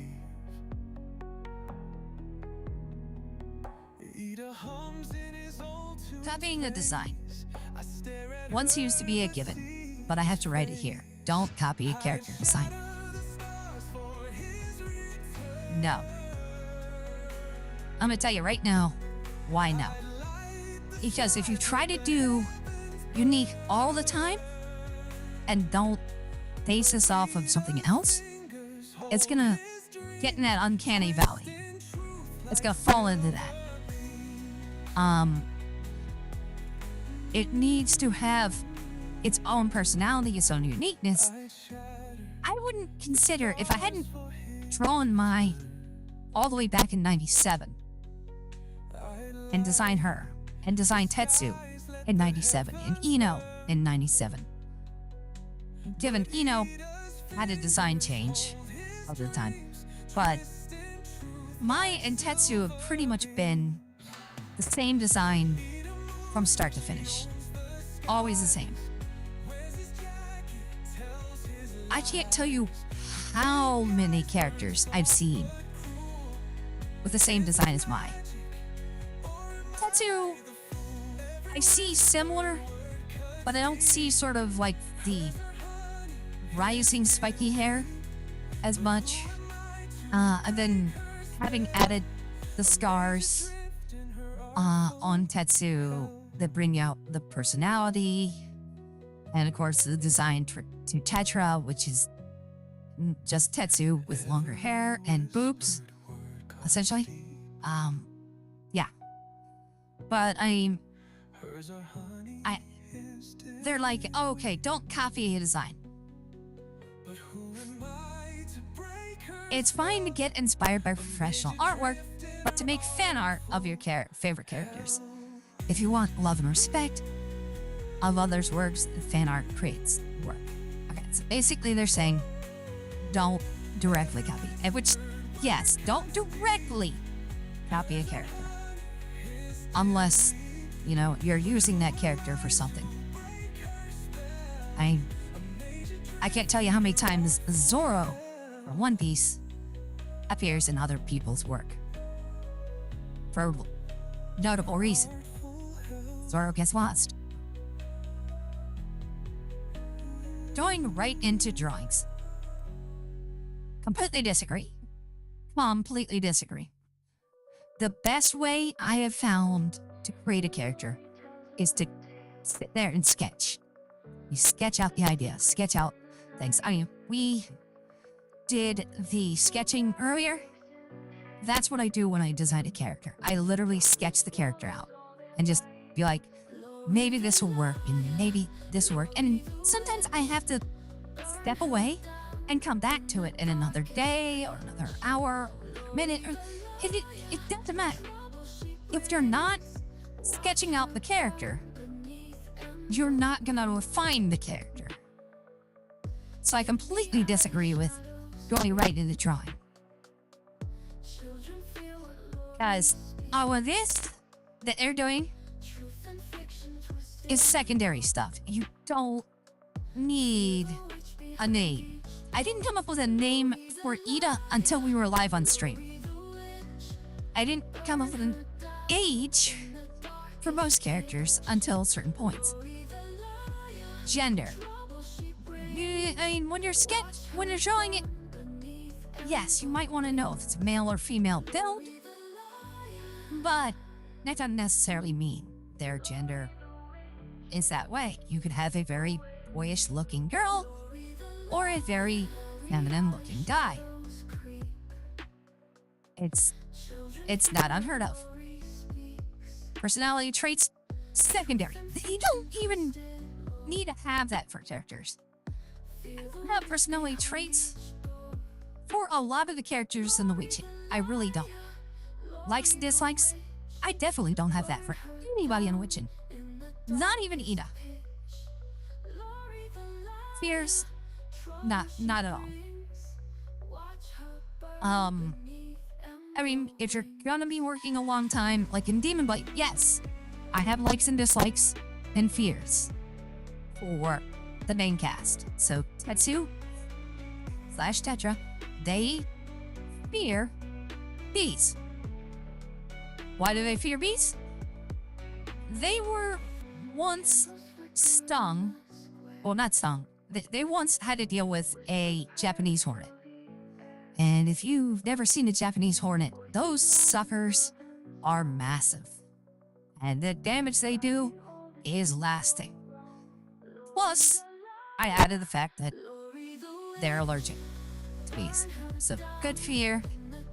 And how does it come into play? Well, the assistant of Spring, Mai's father, Ino's father,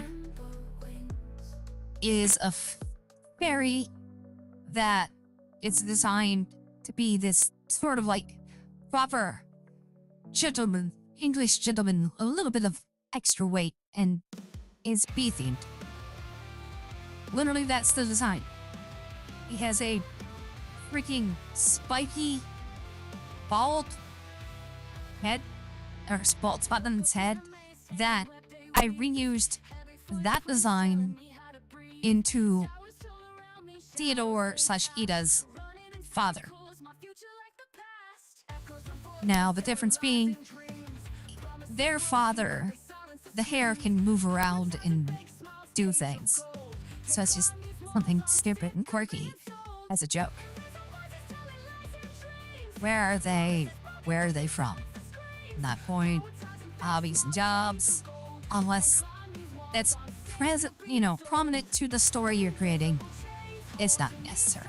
Dreams and goals, that is necessary. That's necessary. That story, necessary for any main character. Some supporting characters, but any main character. I have a backstory for Abigail. I have a backstory for Bridget. I have a backstory for every named Demon Blade character. Some of the stories supported, some not. Note extras. Yeah, I mean, if you're gonna draw it, if you're gonna have a character with a tattoo or moles or scars, it goes in your drawing. Don't need to go through all this crap in creating a character. That's secondary. Get your design down first. Then you can do that. Stick poses and boring shapes. Yes, completely agree. A lot of poses that people will do, and they did it in their character design. This is a very stiff pose. So, if I were gonna, ignoring the information they have on the side, if I were going to give a personality, I'd say this person is very straight and narrow. I will do everything as it goes and whatnot. So that's kind of how I see this character design would come out.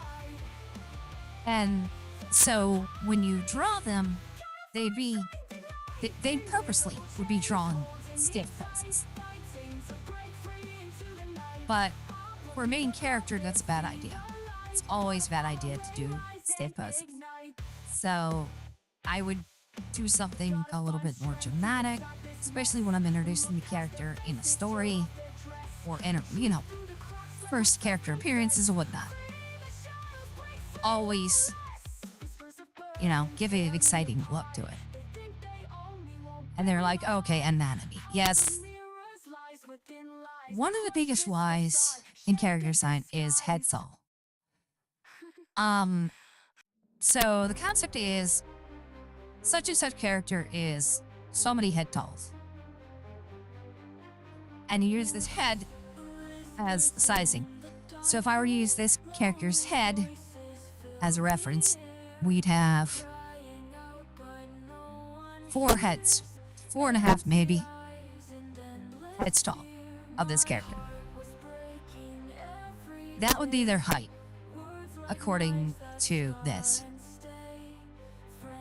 Why that's wrong is the box standard tells you everyone is 6.5 heads tall. Well, that's not true. You have petite characters, you have child characters, you have fat characters, you have tall characters. It's not always the same. Hell, you could have a very long-headed character, and that would be true. So, don't go by the heads and height. Go by where do they size up on other characters. So, in Witchin, Ida is shorter than Bridget and Abigail. But introducing Cassie only comes to about stomach to boob height on, or the lowest point of her boobs, of Ida's boobs. So you have your main character, always use your main character as your size reference for the new character.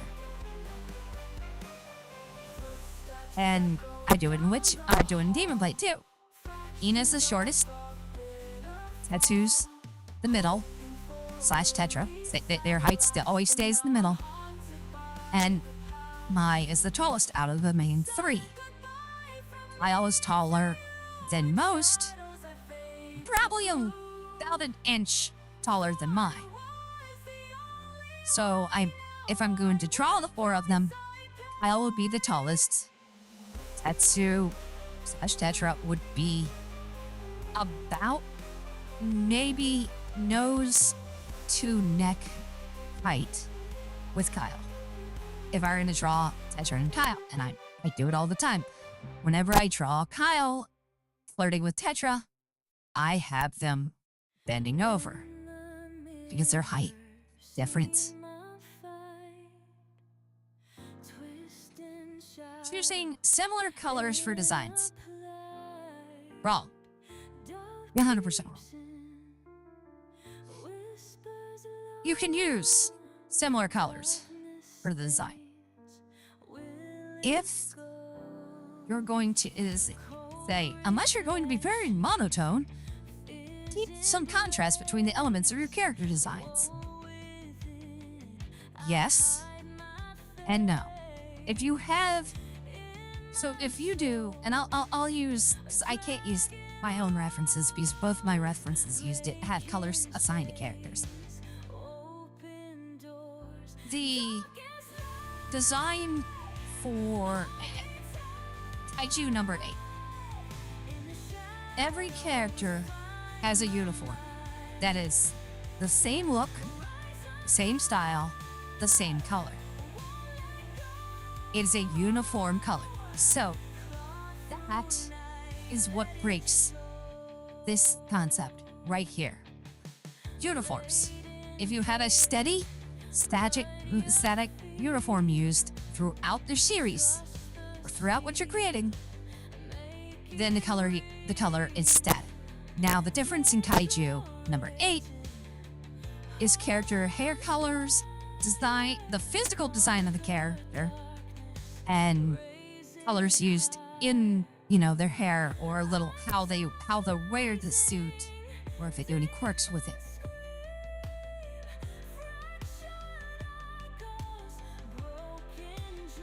And I kind of used their own example to them. The style and design of Sokka and his sister, I don't know why I'm blanking on her mind right now, our name. The design of their clothes is meant to be the same, and the color palette is meant to be the same, because it's to represent what clan they're from.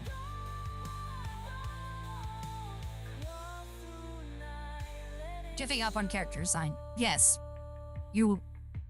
there are times you might give up on the character design. That's a bad idea. Always, if you don't like it, you can take it and rework it. Just keep reworking it. So, Ino's original design, let me try and pull up the image reference for Ino. No, that's not the one I want. I want the other one.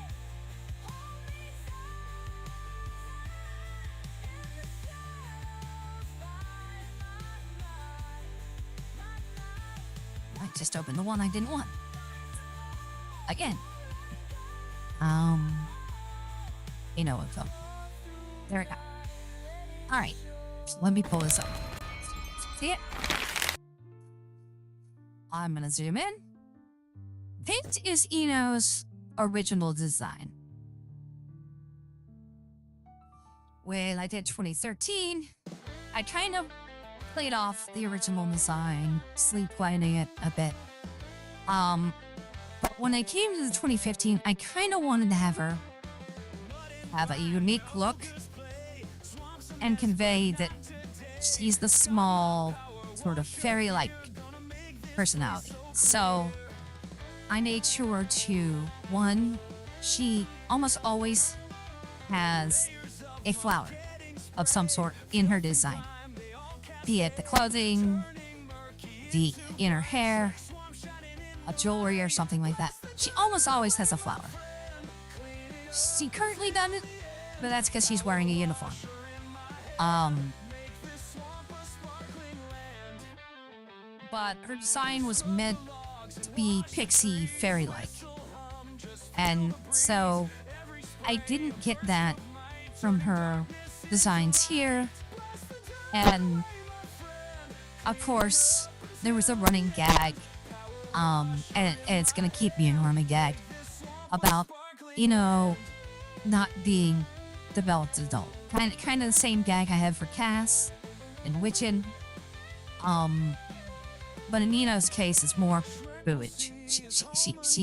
She's jealous that Tetra has boobs, like big boobs. And not slouching in the boob territory, she at least has, she's not, large, she's kind of small in that.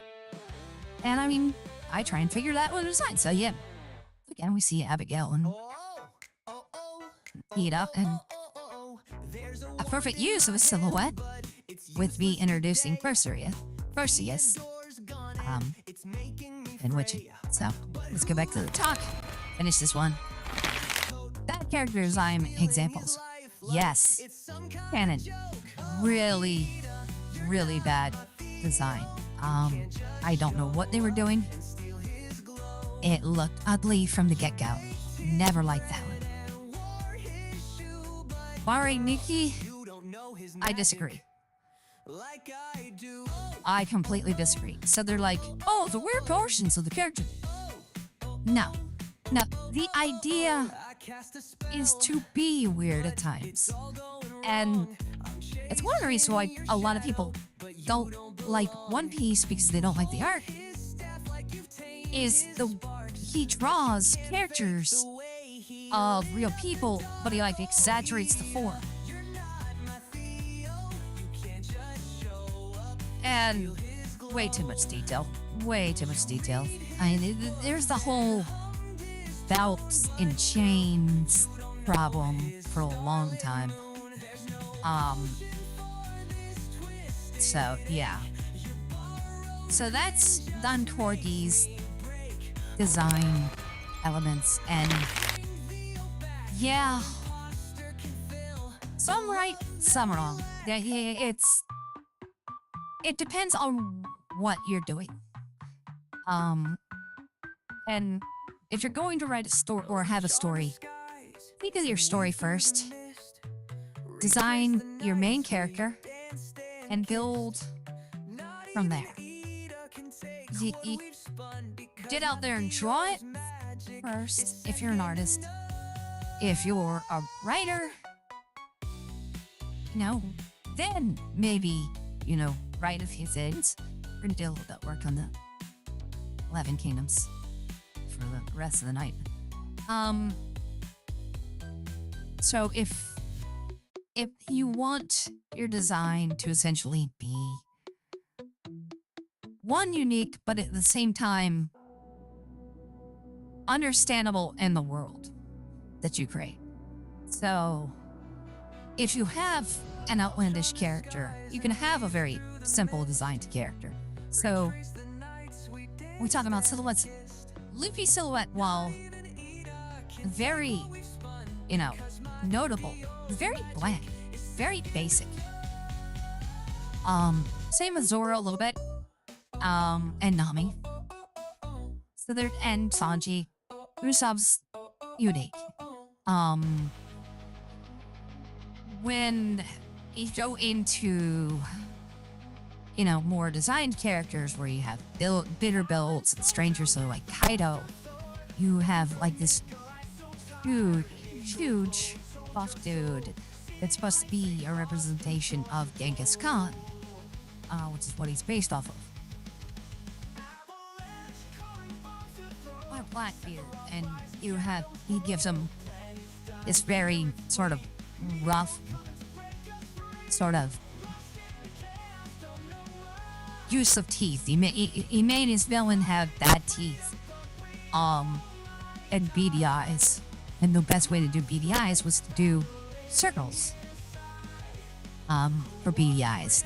And I wholeheartedly agree with that design in one piece. And so, I mean,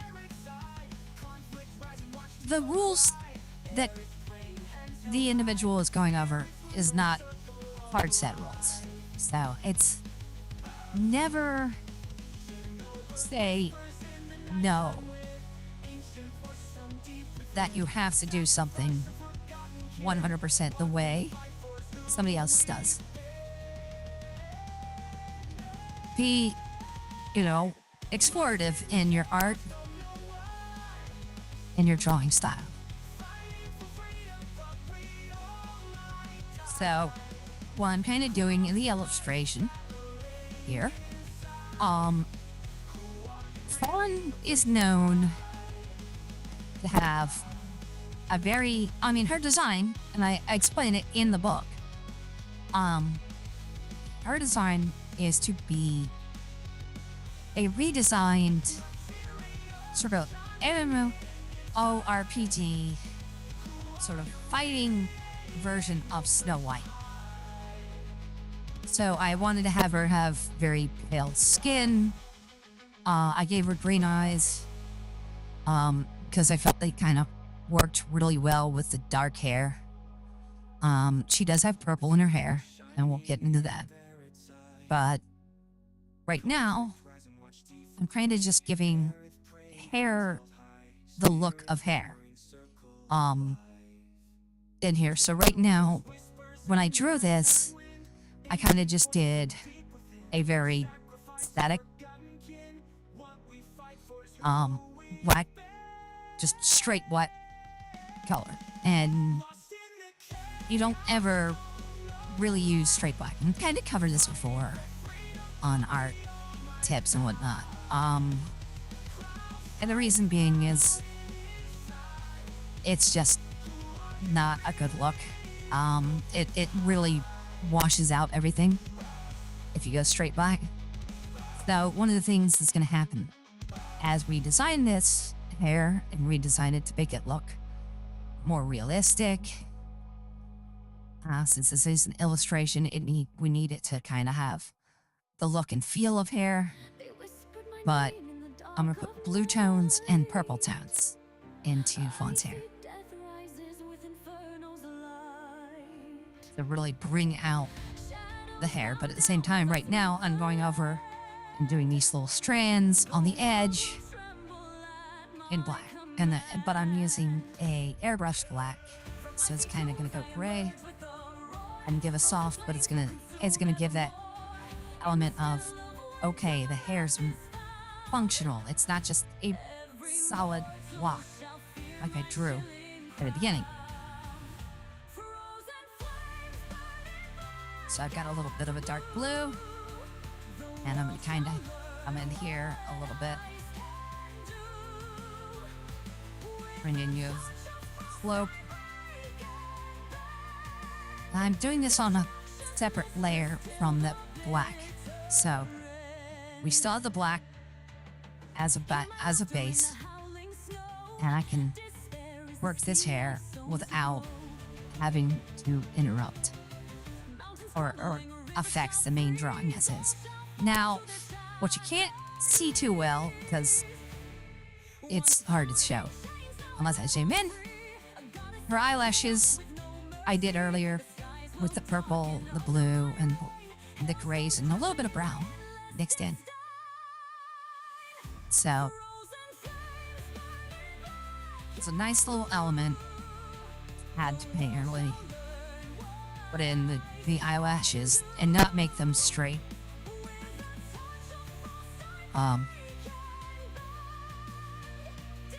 Again, I have to apologize about the sound quality of this episode, simply because it's just really rough.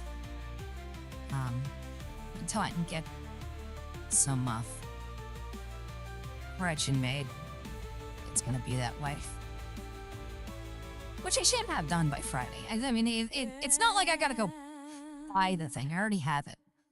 It's just a matter of installing it.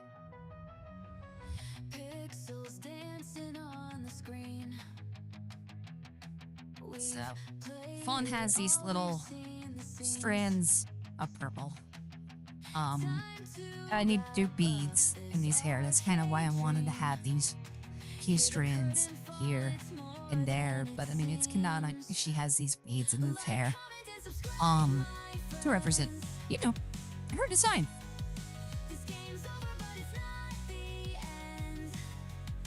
And I mean, let's use literary design. So you want to write a character that is unique and in design. Then, but you don't know really artistically how you want it to look. So in the case of Jamie, which are girl right here, when I designed her, I was like, okay, I want a girl that has two tones in her hair because, it's supposed to be futuristic. Let's give her a little bit of that. But I'm like, I don't want her pale. I want her to have a little bit of a dark skin with freckles. So I was like, well, where's she from? So I was like, Miami. Good spot. Good place to have somebody who would probably have a regular tan. And then I'm like, okay, well, I want the two-tone. How do I explain the two-tone? Do I go the blonde streak that most people have done or develop or whatnot in their lives and whatnot? And Kyle is a good example of that. I have Kyle with the white streak in his hair. Unless I go in the past and then I before a certain point, he'll not have the streak. But in the case of Jamie, she has this black streak, and I wanted to do the reverse of what everybody would do. So she's blonde, but she has this black streak, and the reason being, in the story, is she does not have a good relationship with her mom. It's very tired and, stressed out relationship. And in that process, she wanted to act out, and her big influence in her life is her grandmother. Her grandmother derived from sort of the goth era. As the story takes place in 2077. And so I was like, okay, we have a goth grandma. So if the main character is trying to rebel on her mom, how would she get her rebelling here? So the rebel is she took drawing ink or writer's ink from her mom's desk or whatnot, and she put it into her hair as a young child. And this was when she was pissed off with her mom at one point. She's like, I'll show you. And it's like, here, I'm gonna mess my hair. And she come to learn that ink has a little bit more permanent resistance on stuff like the skin and hair, and so she tried to make her hair black, but she ended up just getting a streaky blotch when she was caught, and that's sort of been her trademark look as a kid.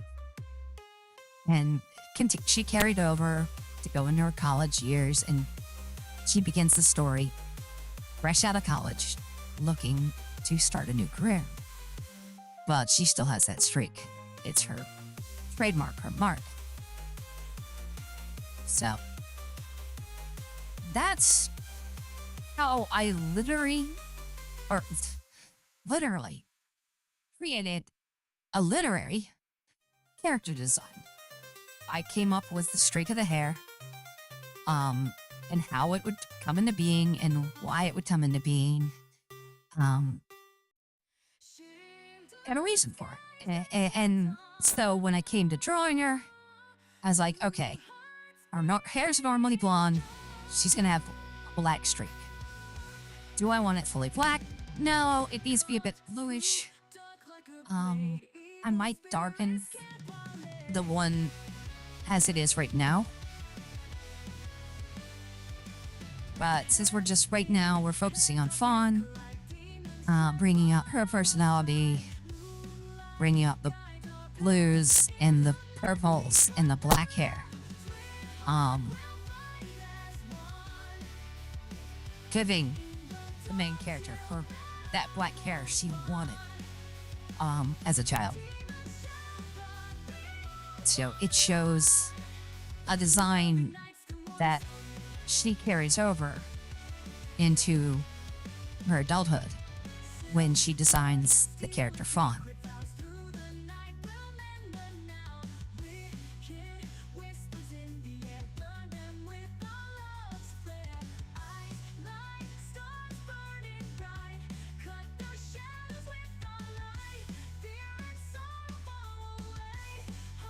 And just having little notations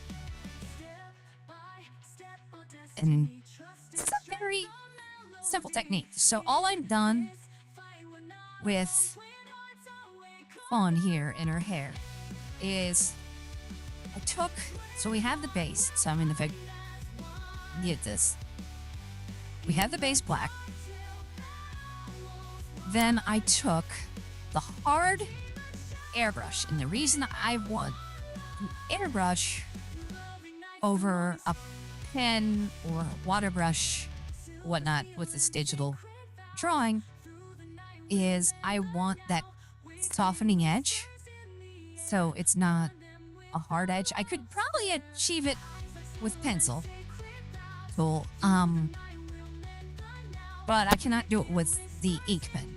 If I do the ink pen, it's gonna be hard. But in this case, we're giving layers, and I just want to do one streak at a time. And you just kind of treat it like hair. If you're going to run your hand through your hair, it's going to go down, and you're just doing the same thing with the character's hair. And just adding little tones here and there. So I already know where my light source is because I put it in the skin tone. So my light source is up front. So if I do any light hair, it's going to be more towards the front.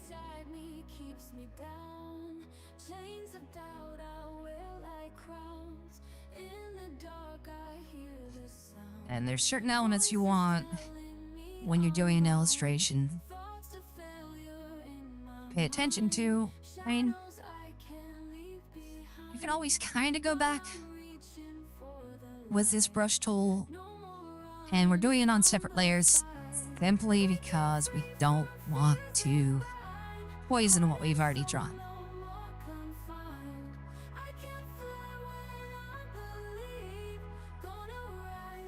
And in a comic, when I'm drawing a comic, I will do like 4 or 5 layers. So all the characters will be on the same layer. Backgrounds be on one layer. I don't separate so many layers. If I'm going to do an illustration, I'm going to have a ton of layers. Right now, we are at, looks like 22 layers. And I'm guessing I'm probably going to have at least double that before I finish this piece.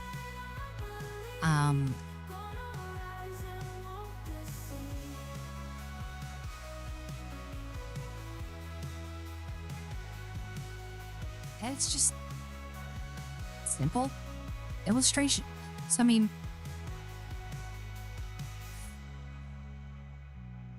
you have an illustration, for effectively ways you'll draw typically for a book. You have the realistic, you have the abstract, and you have the childlike. Childlike, as the name says, is for children's illustrations, children's books. You're not going to really do the realistic because then you get the uncanny valley. And get some creepy ass character books or books for kids. Teens to, adult, you're going to have worn off in either the abstract, which you'll just have an abstract version of the character, or you'll have the realistic. And this is going towards the realistic. So, while I've got a very abstract so far, I've been put more effort into making these two characters, and technically three because I'm going to add the villain, just sort of a silhouette of the villain of the book in here, sort of like in the middle. Because I just feel like that is a good element I wasn't having in the originals. So I kind of want to do that now. So it's like, yeah. And it's a good idea when you do an illustration to kind of plan out the blocking. And blocking means, what character goes in front of what character, and then how's the background. So this is one of the few times I wanted the background to be actually the foreground. So that's why we have the things and we have the characters in the background. And so I'm doing a little bit of blocking by having Fawn on her layer and then Jamie on her layer. So, and initially, and I will cover this and you guys can see my sketch is a little off from what we've been doing, and that is reason when I first started this, I had Jamie and Fawn on the same height and distance. And I was like, no, I need to change that. And that I literally did before stream. So, because I was like, they need to be on different levels. So, I mean, and you can see I was using the reference of the original, which is right here. And things I don't like about this original, I'll use red because it's very, very rarely used. This face right here I don't like how Fawn's face came to be in there. I really liked Jamie, but I didn't like how colorful her hair is. I felt it was distracting because I really want this electric green to pop out, and I'm still do the electric green here. So I'm making the characters a little bit more washed out in here, but the brighter character is still Fawn.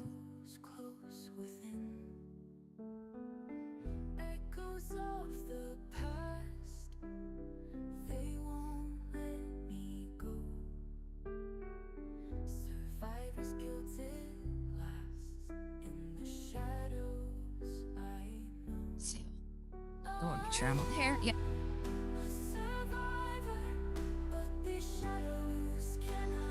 It's just simply as that. I don't want to do so. Like I said, I need to add beads. I'm going to go on a new layer. I'm going to start in black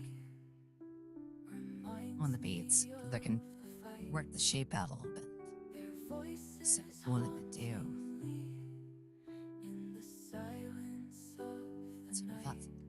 Circle,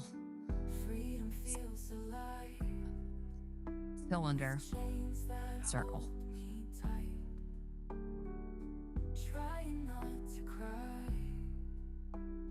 And see, I did something on a different layer, and I can tell. All right. and these beads I kind of want to have wash out a little bit, but we want to keep sort of the color theme for bond. So these purples, pinks, blues, very dark yet pastel colors coming in.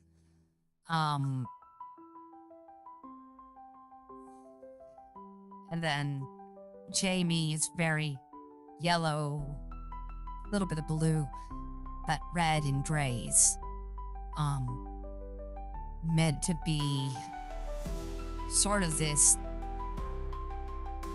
reflection of her emotions, her character. I read in 2013, and Jamie suffers from anxiety, really bad anxiety, like crippling anxiety.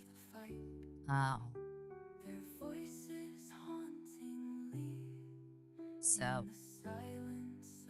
I want to show her sort of depressive nature, anxiety, because she's also very critical of herself. She doesn't give herself credit. She doesn't give, much idea, and she's very self-destructive. But when she is introduced and interacts with characters, she's kind of brought forth as, no, she actually is very inspiring, a very, hopeful character personality. That's right, tall. Okay, what's up, my humans and sapiens? Hey, not much.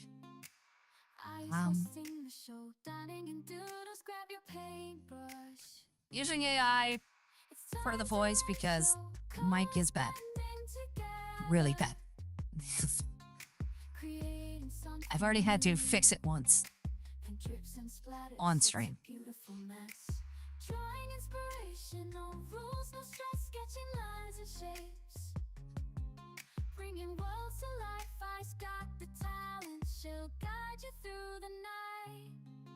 I'd say I just wanted to say hi and God bless y'all.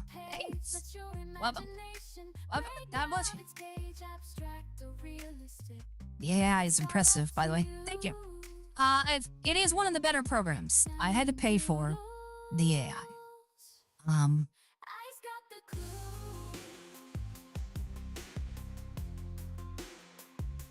But it does the job a lot better than other programs I've dealt with.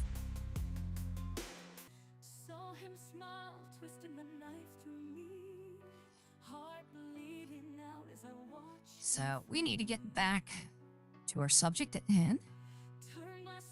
We haven't touched on it in a little bit. Yeah. So we did character design. We did bad designs. And we talked about what brought this whole issue on. So let's do some more designs. But these are professional designs. And we're starting with Gap. So right now you see this Gap design. You see the standard blue on white, which is what it was iconically used for years. And then they went to this, which stands out. I can't argue with it's standing out. But neither design, in my opinion, works for the word Gap. Yeah. Now, I get why they did it. So, one of the main things Gap is known for is jeans. So, they're trying to use the blue to represent the jeans, and the new design has a sort of gradient on it, which gives it a little bit of the jeans look. Then we get to the London Olympic game logo. Yeah, I got no idea what they're going with the 2012 Olympics here with London. The Olympic rings have colors. Is yellow one?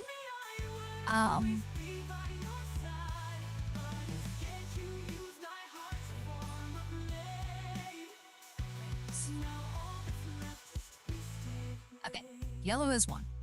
Yellow is one. So, yay with yellow. Pink? No, it's red. Where the color scheme came from, no idea. Why this, whatever this is, it's like L, maybe an O, and then an R? Yeah. So we already talked about the gap. You can see a little bit clearer here. What I was talking about, the gradient and all that. But yeah, it's the more contemporary design does not look as well branded as probably the first design, the original design. Twitter, I kind of disagree with this. Now,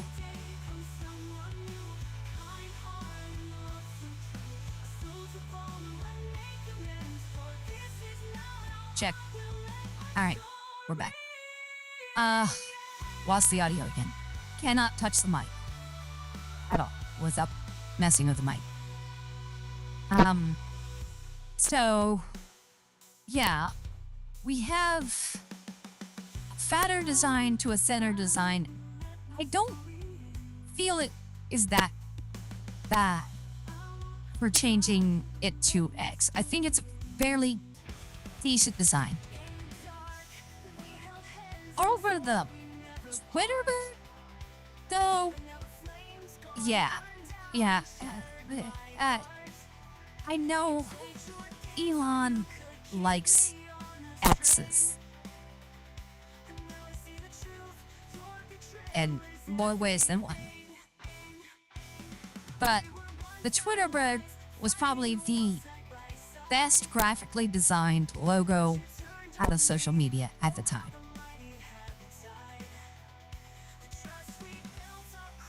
I don't think I need to say much about the old. Why is it new? When it comes to logo design, perspective is everything. The designer often sees what they want to see in their design, while the audience sees something entirely different. This is a good example of that. The logo is the Arlington Paramedic Center, and the U.S. became a meme on the internet. Obvious reasons, was ridiculed for the creepy logo. The company had a different logo, and it wasn't inappropriate either. Both of these are creepy. So, I don't live too far from Arlington. I worked on stuff for Fairfax, which is just south of Arlington. In fact, 11 Kingdoms happens in Arlington. A lot of the story happens in Arlington. So, yeah, I mean, if this doesn't say pedophile right here, I don't know what does for a logo. This doesn't feel any better. I know what they're trying to go for, you know, the parent having the hands on the shoulders of the child. In this case, it's the parent walking with the child or something. They're bad designs. They're both bad designs. Ready Player One. How are you supposed to know this is Ready Player One? How? If you didn't read the books and you wouldn't see this movie, and this is what you had to see for an advertisement, you wouldn't have no idea what the hell's going on. No idea. Identify your product. I don't have as much of a problem as they do. Let's see. character posters from Marvel, from X-Men First Class were laughably bad. They became that meme design. These are still recognized as some of the worst and poorly designed movie posters at the time. We're not sure who approved the posters and whatnot. What I would have done differently is maybe have the actor face in the white. But do the whole face. Don't fade it into the black of the body of the character. It does seem bad. Craigslist. I'm not gonna shit on Craigslist here. It is designed as a website and as a classifieds website. If you look at the classifieds in newspapers, when Craigslist was designed, it looks like this. Except for it's based in sections of what it can get to. But yeah, Craigslist, they can crap on it all they want. It's a standard design, they kept it with it. And that's what people identified with classifieds. Now, I don't even know if Craigslist is used much these days, but if this is still their design, you guys maybe need an update. But yeah, that's how you used to design websites, and I did it myself back in the day. Yale School of Art. Yeah, if I'm gonna say this is a school for art, I'm not gonna show some beaten up, rusted freaking chair. Now, if it was beaten to me in college what design is in stuff like Dadaism and modern design. I'm gonna be an outliner of artists out there. Modern design art, it sucks. It sucks. It's horrible.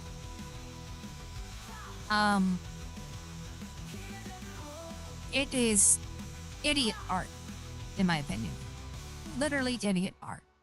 And I can say that with proud prestige, as when I was in college, I had to do a report on art up in DC, so in the Smithsonian's Institute. And I chose 7 canvases.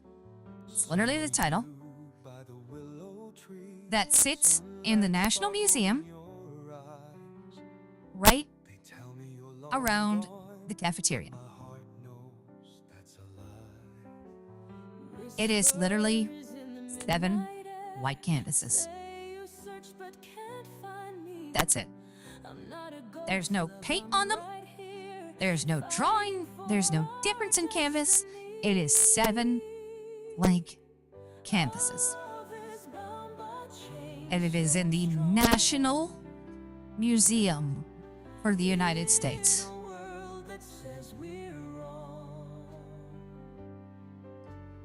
Somebody was an idiot. You'd be like, oh, it's the meaning of it. You know, no, it's a lazy ass artist who sold you a bill of goods that 7 blank canvases means something, which they don't.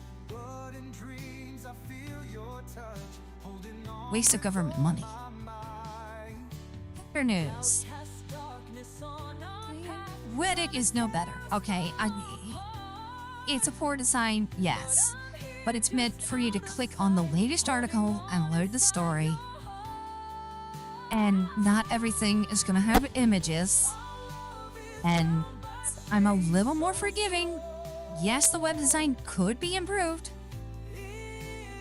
but if it ain't broke, don't fix it. Like I said, not the same to say with Berkshire Hathaway. This is a huge branded company. And if this is your design for your company's brand, I will use my own brand.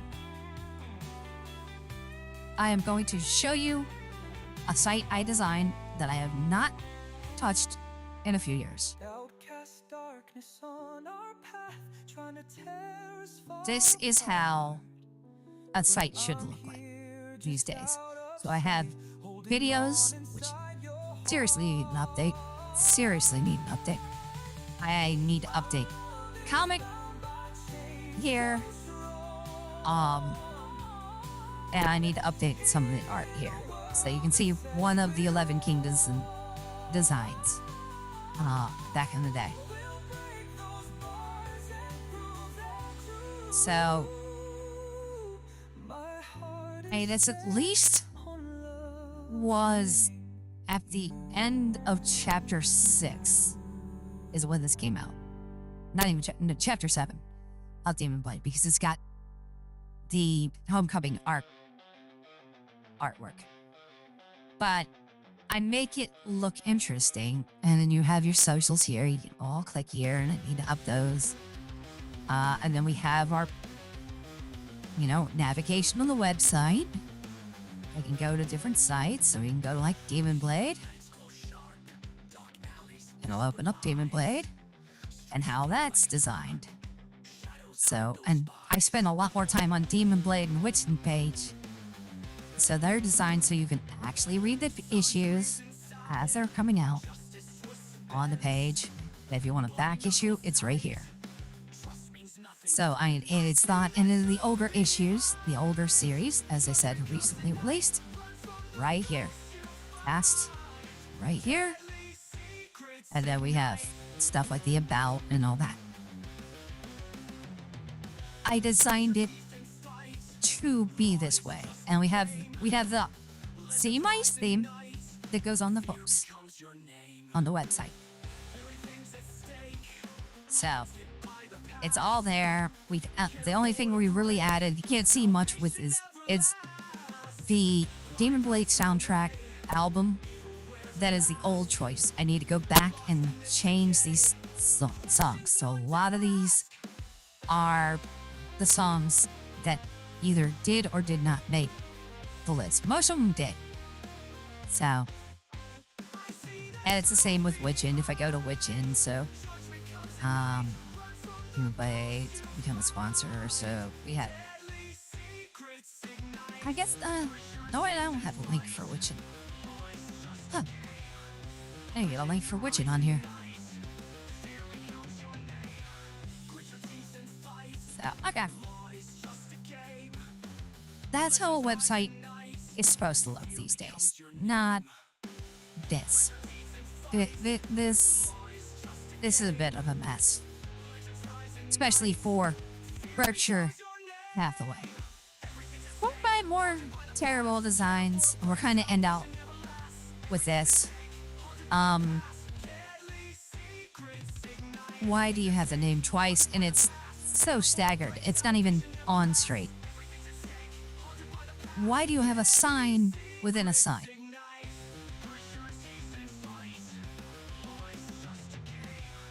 Glass ceiling into a men's bathroom. Not well planned there. Can you find the 2? Because this is supposed to be 102. Not 109. 102. Out on the corner, Air conditioning has 2 options, square and circle. Yeah, you're not explaining the open and close. Right, because this is what that is. It's open and close. There's the sugar again. It just goes misaligned right there. Happiness is a long, hot bubble bath. What's with the tildes? every bite's a story, every sip's a delight. In this diner I can't even of tell you. I'm guessing this is a unisex bathroom? But it doesn't make any sense. It just just do the unisex freaking logo, which is just male, female, slash handicap, if it's got handicap accessibility. Here's the damn. This one at least is mostly aligned. That R is off from that E, but the rest, I mean, I can understand why that one's off. Here's that sign with the design again. Problem is supposed to be upside down. Problem, no problem. So problem should be upside down. Is what they're saying. So yeah, this just says no or problem, no problem. Isn't that terrible? It makes sense, but it's that design. This shared shower door. And I don't see. It's a mess. It's a mess. Picture of a mat to represent Matt's infer. Yeah. This is supposed to be for up home. So a pet brush. And this is not the gnat you're going to be dealing with. Life is with better bulldog, not a bulldog. And it's bulldog.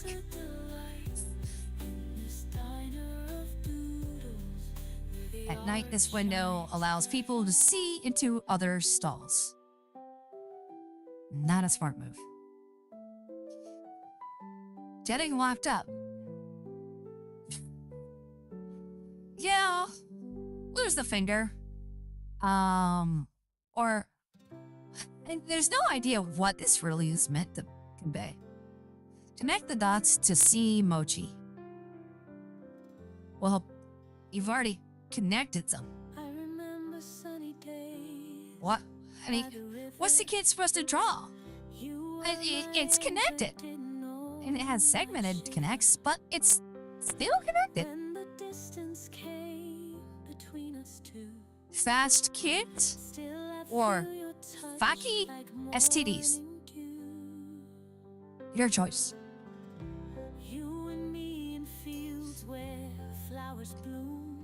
Carpeted bedroom. Or Katumi, carpeted bathroom. That's wrong in all sense. All says the word. And if you're gonna do a bathroom, don't do the shower on the slam. Especially if you have a slant. You do the shower where you can cover it. This needs to be sealed. You can see this. This is probably mold and mildew from this entire setup. It's disgusting.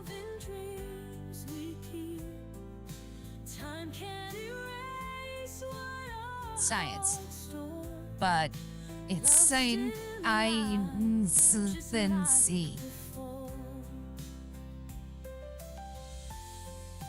Yeah.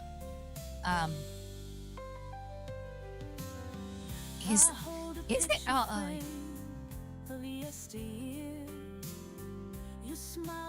Periodic table. Let me see. Is there not already a Sawadi on the periodic?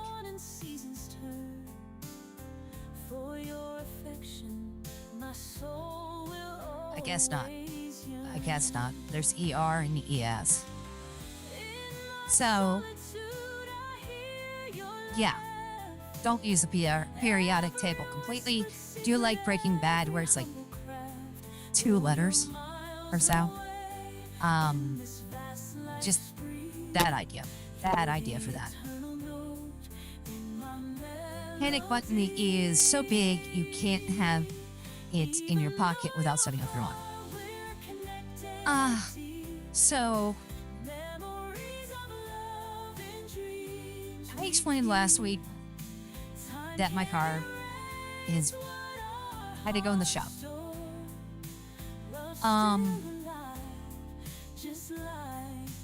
I have a massive panic button on my car. Now I'm gonna have to get a new car because it's an ongoing issue that's just not getting fixed. But yeah, I agree.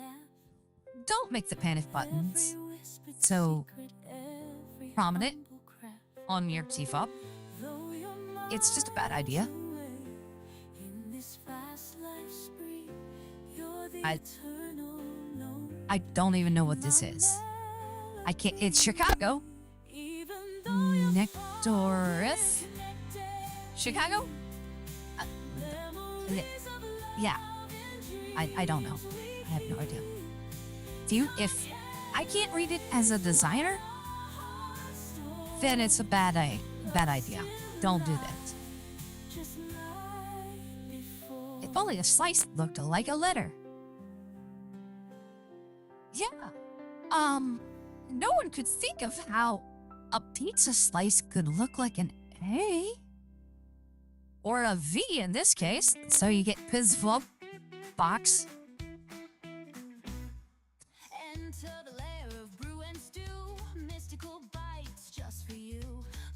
Is it trash or recycling? Yeah, it's contradictory labels. Same here. Light, dark. Light, dark. Yeah. It's you designed the same logo and just flipped it upside down. You didn't fix the wording. So, yeah. Sensitive solutions.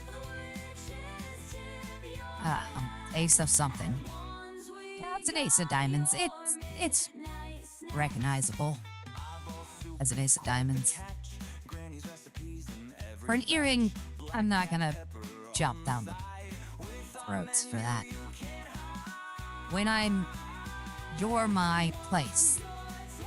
Because it's actually, when I'm afraid, you're my healing place. Or hiding place. See, and even trying to read it correctly for you, I can't read it. That's it. Okay. So, yeah.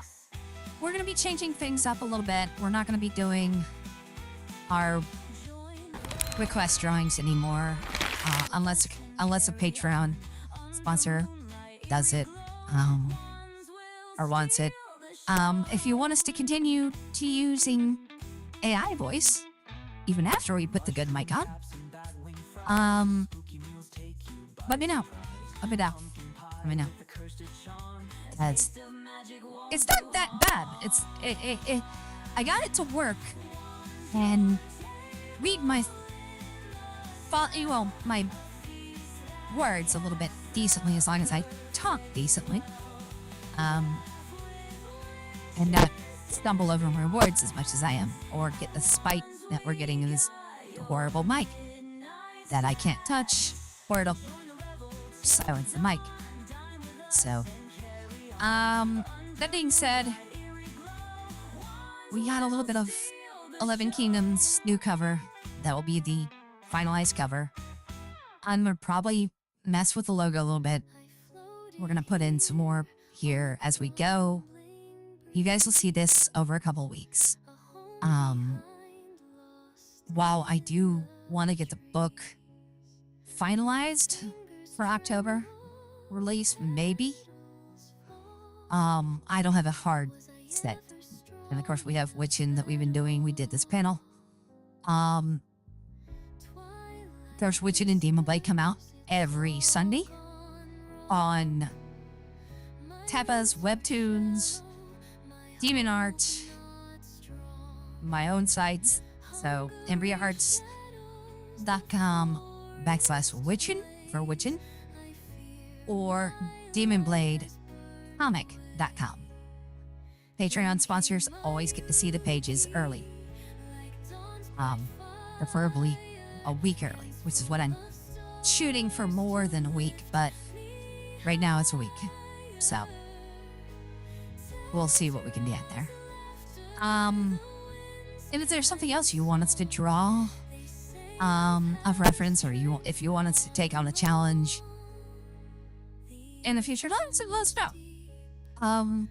And I will try to not be strictly political in our talk. I mean, we talked a little bit about politics, but it's more topical.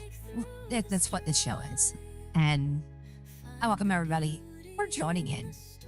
And as always, go out there and be the best you that you can be. It's very important to remember that. I'm having a little bit of that, mind myself a bit of that today. So there we go. All right. And as always, I do want to thank those for tuning in and chatting. Iris, Gamera, and Boki, both on YouTube. So I want to thank you all for joining. Have a good night. And may you have a wonderful evening, a wonderful week, and a wonderful year. Good night, everybody.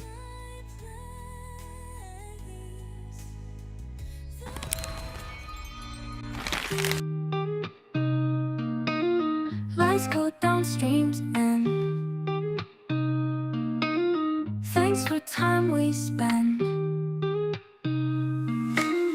Laughs and smiles all through night. With you, it feels just right. Signing off. Don't forget like, comment, song. Signing off. Ring the bell and show some out. Good vibes, share the fun ride.